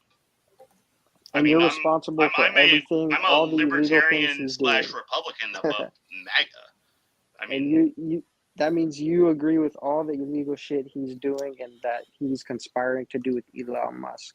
I do And agree that with he- the ends of what's going on here. Now, if you're saying So you it's agree with illegal, a lot of, all of that can you be agree challenged with in a court. authoritarianism. Just say you agree with authoritarianism. Just say it. No, I'm not going to say that because I don't. No, just say so why it. would Yeah, you do. and Okay, you so- think this is good debate tactics? Okay, no. So I just want to talk about. Telling the other person what they No, think. Wait. So double check. say Double that check. you do. You think that's a good debate tactic? I mean, let's keep it. Yeah, instead of calling each other names, let's keep it to the facts. No, Let's keep you it to the facts, do. though. Because anyone double check. that voted for Trump that wanna means kill they rich people. Just say say it. I vote for authoritarianism. Just say it. You That want to is kill what rich your people vote and is take all for. their money. Just say it. What? It's a silly way to debate. Wait, You seem double like a check. very young person who hasn't realized that, like, out No, of the you're 8 just billion you people don't on Earth, address. people have different You cry about everything. People this have is different a problem with opinions you. and principles, No. This is the problem which with they you, would like to Pirate. see You enacted in cry. their government. Look, you just cry. You just cry about all the points I make, or you circumvent it. This is what you guys do. You cry and you say this is the problem, but you don't sound like a address child. the Have you even actual paid taxes? Do you pay taxes? points. You don't address the points. Do you pay taxes? Have you paid Look, taxes? you're just talking about random shit again. Yes, of course I pay taxes. I just wanted to bring up one of the things that Doge found out. What do you guys think about the $8 million in federal subscriptions to Politico? That it was going to cancel. That Doge is canceling. Actually, that's a good thing. I don't know why. They can't do it. They don't have legal power to do anything they're doing. So do you And think if you $8 million? disagree with me, you're flat what? wrong. I'm sorry, I didn't hear you. So the federal government was subsidizing $8 million worth of subscriptions to Politico. I think that's a little ridiculous. I think if employees want political subscriptions, you can have that yourself. Why are they subsidizing $8 million of taxpayer money for subscription to Politico? I think that's a good thing that they did. Can we all agree that's a good thing? Sure, $8 million. What about the hundreds of $1 billion that Elon Musk has access to that can affect tens of millions of people, taxpayers, normal taxpayers? I mean, we got I started to say, so you're saying funds that literally direct them. So double tap. You're worried about him defunding programs that are very necessary. He's already done it. He's already illegally seized accounts in New York. Say it again. What in New York? What in New York? Elon Musk has seized $50 million in a New York bank account. See, you guys aren't even well. You guys just. Okay, wait, no, wait. You just hold on. Man. You just made a statement. So let me see the proof. You just made a statement, and I'm gonna look it up and see what it's about. So, what's that bank account from? Why did he take 50 million from a New York bank account? He doesn't have grounds to take it. What are his grounds to take it? That's my question. How's about I get a question in? What are his grounds to even be able to take money out of any government agency? Does he have any power to do it? Legal power. That's my question. Does he have any power to take money from a legal government? Power? The president of the United States by does. Congress, because laws are passed and agencies are created by Congress, the Senate, and the executive branch. Okay, and double check. Judiciary. What was Joe Biden doing with student debt forgiveness? Bro, you guys don't address any point. Okay, wait, no, hold on. Okay, so answer the question. Okay, so double text. I have to. Again, you said that he took $50 million from a New York City bank account, correct? Yes. Okay, so here we see. Okay, so NYC comptroller accuses Musk of stealing $80 million from a city bank account. Are you talking about that? Yes. Okay, so it's $80 million that you said. The Trump administration He already hacked the Treasury. That was illegal too. Okay, wait, hold on. Can Let we me address read this. that? Hold on. The Treasury. He appointed the head of the Treasury. He's the president of the Elon Musk United went States. into the Treasury. Okay, wait, hold on. So it says that. It says that Congress approved of $80 million for the city. I'm translating for what? And then it says the Trump administration clawed back the $80 million that the Federal Emergency Management Agency paid to New York City last week to help house migrants. Federal officials confirmed. So that's what we're talking about. So now we have to ask. So you're saying that let's just deal with that. Okay, let's deal with that. Let's deal with this topic. Let's deal with this. Yeah, we'll deal with this. Let's deal with this specific thing right here, right now. Right here. Okay. The Trump administration alone. Okay. Elon, whoever the hell DOGE is, whatever the hell DOGE is, Trump, nobody on earth has the power anywhere in American law to seize money that's already passed from Congress, from the Senate and the House and the president. I mean, look, look, if it's been approved, by the Congress, this is a coup. This is a coup. So that's why this is a coup. Okay, because so money is everything. All right, so double check. I agree with you that if the Congress and Senate passed a bill, whatever, which okayed the spending, which gave it to them, they were going to spend it, and them to retroactively go and claw it back, I do think that opens some doors to legal questioning. I don't think that's right. Sure. Now, do I think that's a coup based on this one act?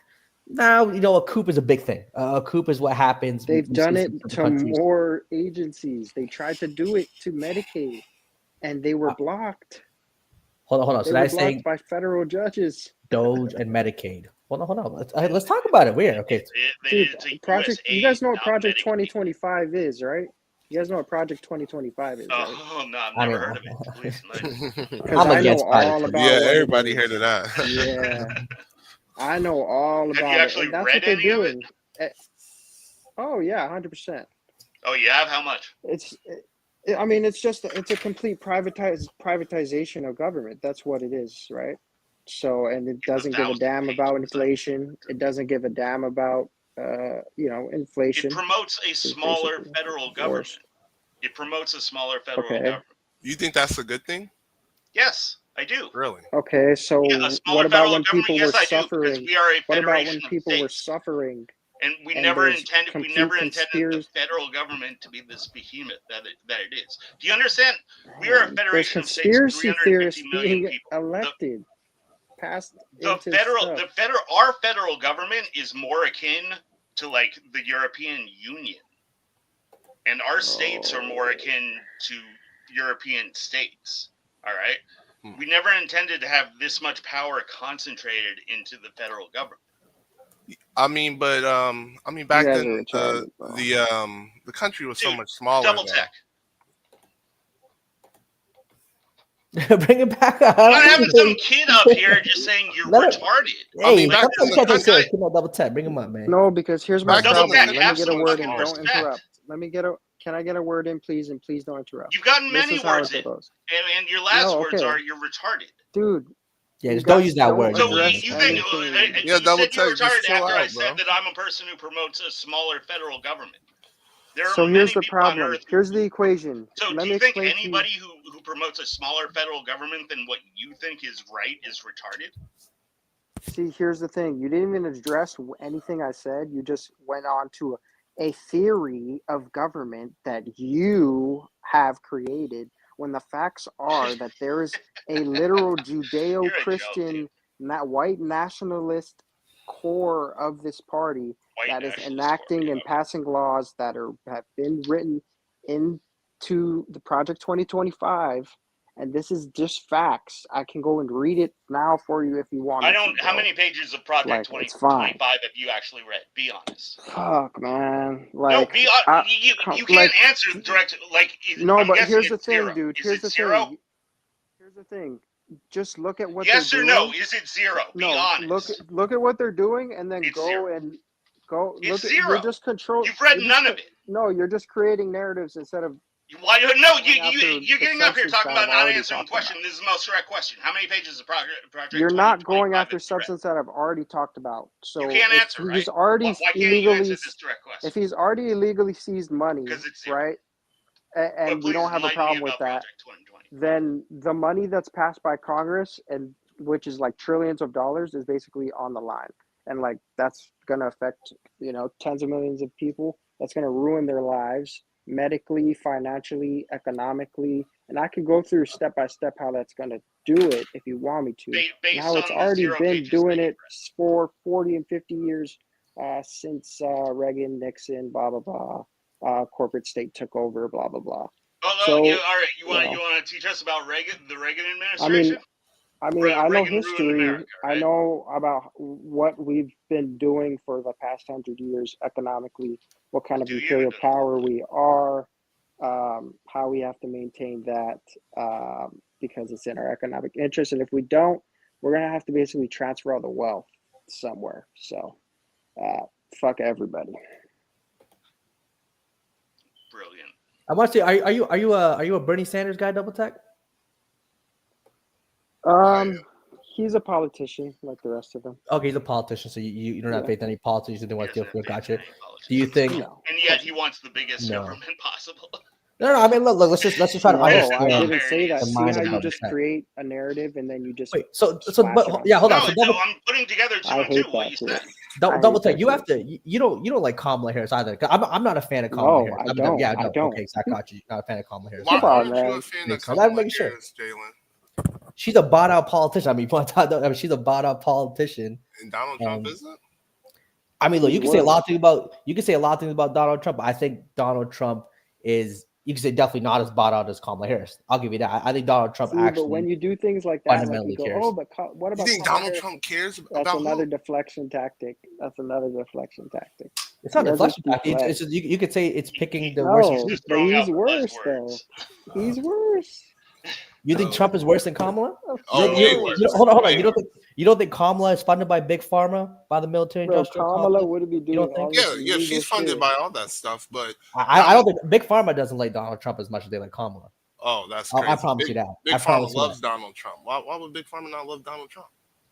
Less regulations. Less regulations. Hold on, big pharma doesn't like Donald Trump because RFK Jr. is being the head of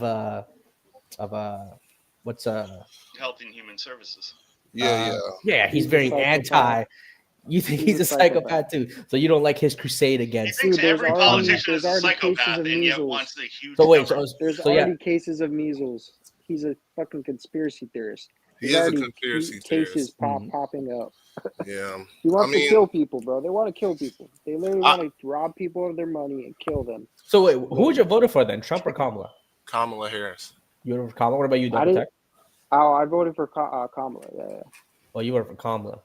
Yeah, Kamala Harris. She was the better option. She was a much I'm from better Hawaii. option. I'm from Hawaii, so my vote doesn't really matter. For that. Fair enough, no doubt. Is Hawaii a blue state? Yeah, very blue. Yeah, very much blue. I'm actually from Indiana, so. Gotcha. I mean, I'm just looking at some of this other stuff that DOGE is, have claimed. We'll say have claimed to save the American taxpayer dollar. Wait, so but are you guys of the mindset that there is wasteful spending in the American government? Can we agree with that? Yeah, I mean, there's waste, but corrupt and wasteful spending. Not the things that they want to cut. Not the things. All I'm saying is that even then, right? Mm-hmm. The way that they're dealing with it the worst way possible. If there's corruption, you just don't nuke the entire agency. Like, I mean, y'all don't think that's crazy? You don't just nuke the entire agency. Yeah, you don't just get rid of the entire and then just cut the spending to the entire agency. I mean, I think it depends on the agency and how useful it can be, right? I think you have to have a deep look. Maybe they're doing it too quick.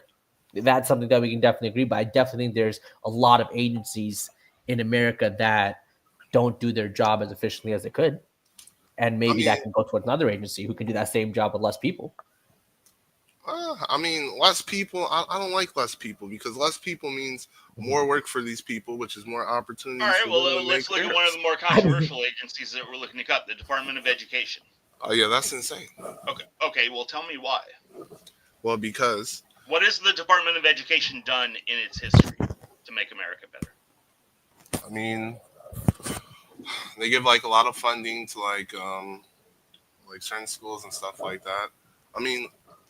It's kind of hard to go into everything that the Department of Education does. Like, it's not an old. See, people, especially younger people, they look at what exists now and they can't imagine a world without what exists now. The Department of Education is not old. I was born before the Department of Education, and America had higher educational standards before the Department of Education. I think Shadow's. Look, I don't want to put words in Shadow's mouth, even double check, but I believe Shadow's.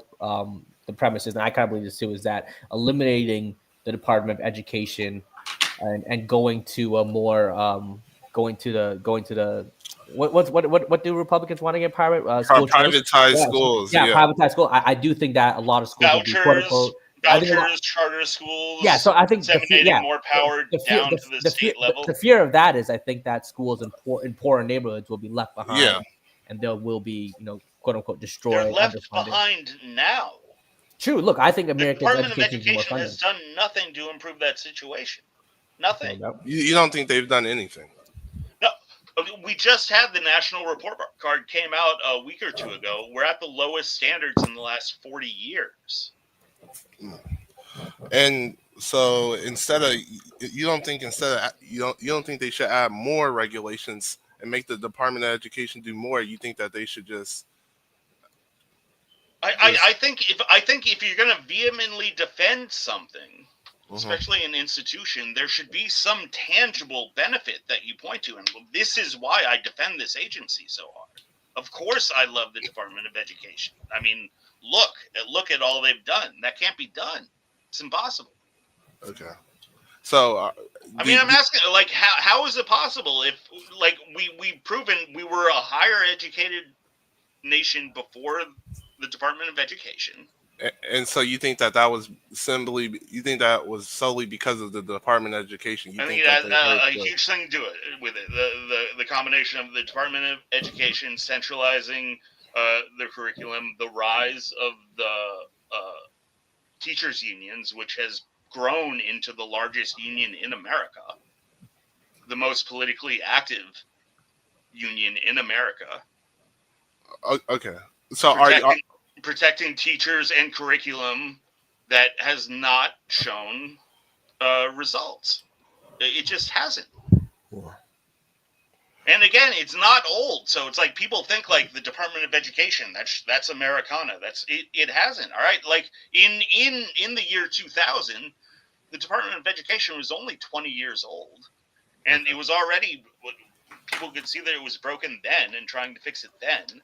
And the No Child Left Behind movement did nothing, made it worse. Yeah, I mean, yeah. It's just No Child Left Behind was bad. Yeah. Yeah. So it seems it's just the quickest way for success for an agency is just to exist long enough. Like if I could create an agency tonight, the agency of goodness.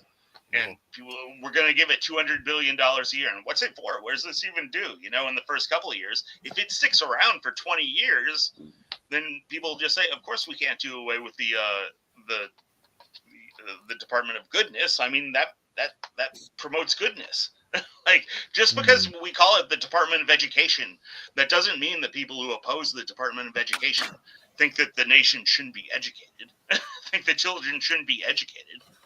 Yeah, I mean, people get so tied to the system that they have. Now, civilization has been around for 10,000 years. There have been a million different societies run a million different ways. You don't need to stick with what you have and just defend the status quo like it's the only option. And anybody who wants to change the status quo is some revolutionary dingbat. You know, it's insane.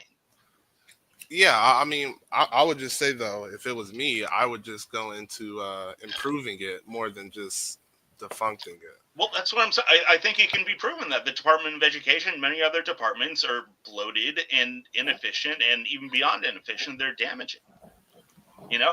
And when someone like me says that, yeah, you want less power in the federal government, again, like to just immediately criticize it, to me, seems like not an understanding that power can be distributed 1,000 different ways. You know, just like if I said to you tomorrow, should we shift all our power from the federal government to the United Nations, you would probably have some qualms over that, right?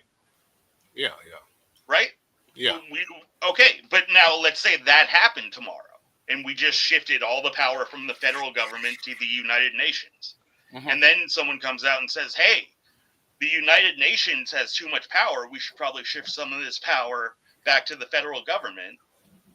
But then everybody says, like, that's a crazy idea. It's not a crazy idea. It's not a crazy idea to shrink the federal government. It does not need to be this big, you know. It's not a crazy idea to say that we need to reform income tax. Income tax has only existed for 100 years. None of these things are like God-given that we just can't do without, and there's no other option. Yeah, I just think that Trump is just, I feel like he's just doing it the exact wrong way. I mean, like more things about DOGE. I mean, like, would you agree with them cutting FEMA?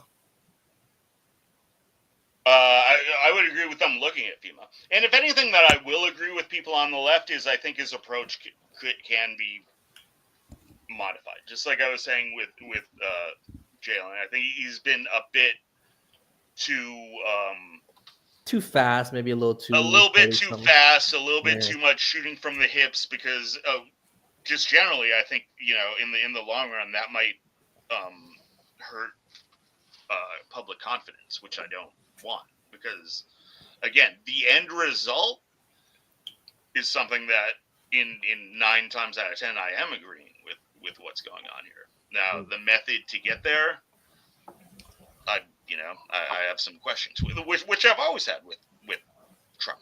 You know, I mean, my ideal politician would be a bit more methodical than Trump, but So do you think he is what he is. Do you think that Trump trying to bully people so hard will backfire on him? Because Trump's trying to throw around his weight. You saw he tried to I think do it might. Yeah. You saw he tried to do it with Canada and Mexico, and then they I don't understand. Maybe I think Trump was trying to save face with the whole tariff situation because they only offered to do stuff they were already doing, and then he went out and ran with it like it was some major win. And stuff like that just makes me think he's a clown. Yeah, but Shadow, it's an opening salvo. Again, the man's been in office for a matter of, a couple weeks at this point, a month. Yeah. So these are opening salvos. So now, but I do agree. In general, I am a fan of the power of tariffs and the way they can be used as leverage in negotiations, especially when now it's different for each country. If you're Morocco, your threat of tariffs is not the same as your threat when you're America and Canada and Mexico both. Their imports into America equate to 25% of their GDP. Uh-huh. The threat of a 25% tariff is powerful. Yeah. That's going to get people's asses moving. And you hear it coming out of the politicians in Canada and Mexico, the ones that are honest.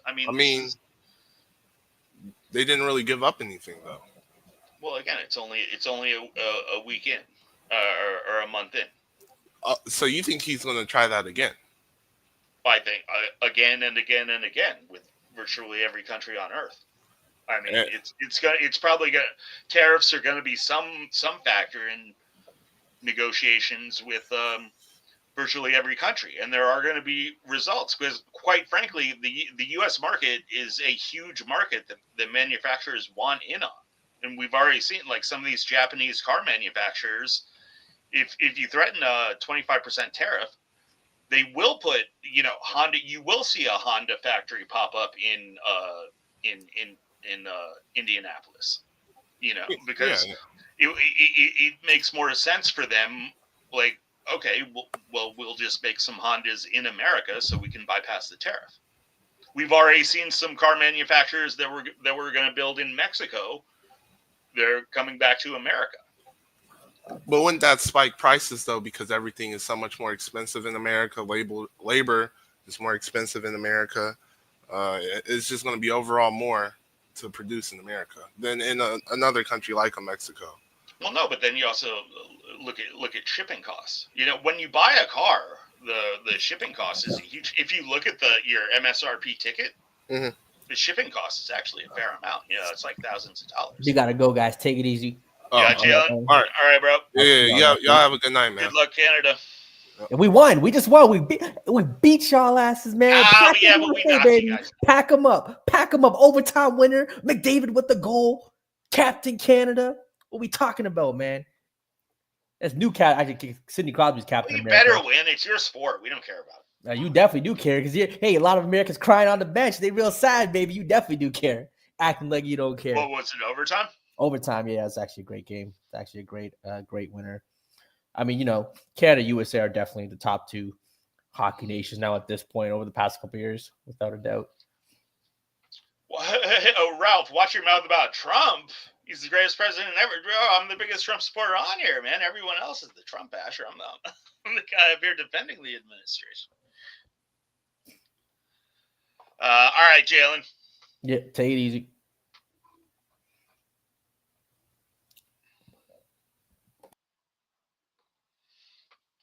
All right. Well, Jalen's out. We had a couple of guests. One of them very rude young man.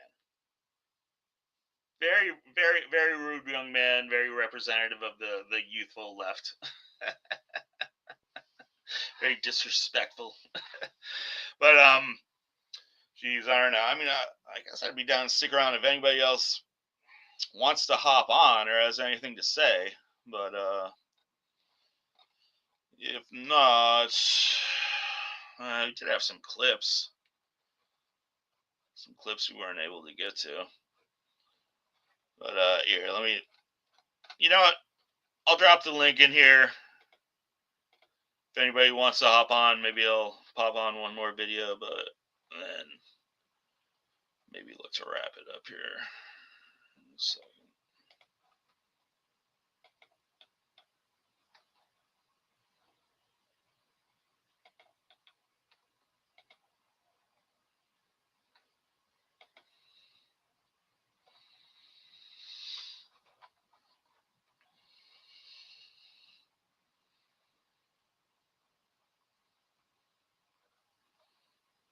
There were some of these clips I wanted to watch, just talking about, actual freedom of speech and all this stuff. I feel like a lot of Americans, we really take our freedom of speech and a lot of our freedoms for granted, and don't quite understand what's going on in the rest of the world, especially Europe. A lot of them, we look at these European countries as first world nations, democracies, where we have similar freedoms, and oftentimes we do not. If you look at some of the laws that these countries have as far as their freedom of speech and freedom of expression, you'd be blown away.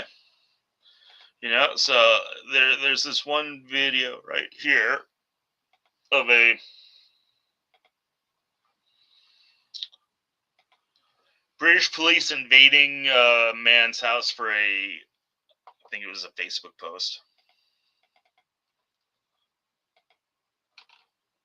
Hello, my name's Sean. I'm a senior nurse. I work for the NHS. Yep. Name and number, please, mate. Yeah, PC Green, Echo Bravo 428. John Joe, PC Turner, Hastings Police Station, Thank you. 959. So what's this about then? So it was just a few I won't film it, concerns. I'll just get it recorded. Yeah, no, that's fine. Just a few concerns. It's smelly right now, sorry. It's all right. He's like a mop, he just picks everything up. It's lovely. What's his name?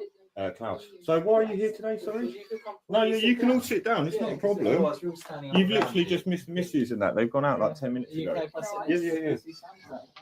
So what's the issue? So it was just to, obviously what we've been told, that you might have a few concerns, a few things that are bothering you at the moment. Yeah. Whether there's That's anything bothering everyone else in the country right now. So what are the concerns you're here for? Because this is religious discrimination right now, because you wouldn't be knocking on Muslims' doors if they had this conversation, because I already know why you're here. So this is religious. Why do you think we're here? I don't know, what's the priest told you? They're just, people have raised concerns. What concerns? About your views. What whether views? That you've got concerns about what's going on in Australia. Yeah, so I'm an Orthodox Christian. Now you've turned up at my house because I went and see my priest. So I'm going to get you all on film because this is going straight to my solicitor. So what are your concerns? Is there anything that we can help with? No, firstly, I don't mean any disrespect to any of you. I don't want to sound abrupt here. If you can tell me why you're here. So I think, as PC Sands explains, so there was a report about some beliefs being expressed. So the reason I'm here is I work for the NHS, and if you're willing, I'm happy to talk and listen with you that's about fine. if you've got any concerns about your well-being. No, I'm fine. I'm so fine. you can find it- Klaus, out. Sorry. That's No, okay. because he's just jarring otherwise. You can sit down, mate. It's not an issue. So my understanding is, now I'm not a police officer, I'm a nurse. So my understanding is, So because I've questioned about the church not acting on the behalf of Christians, you're now turning up here with mental health nurses, assuming that I'm some right-wing nut. so no one assumes anything. Can I Right. explain my point of view? And you're happy, I'm happy to. No, that's fine So- because I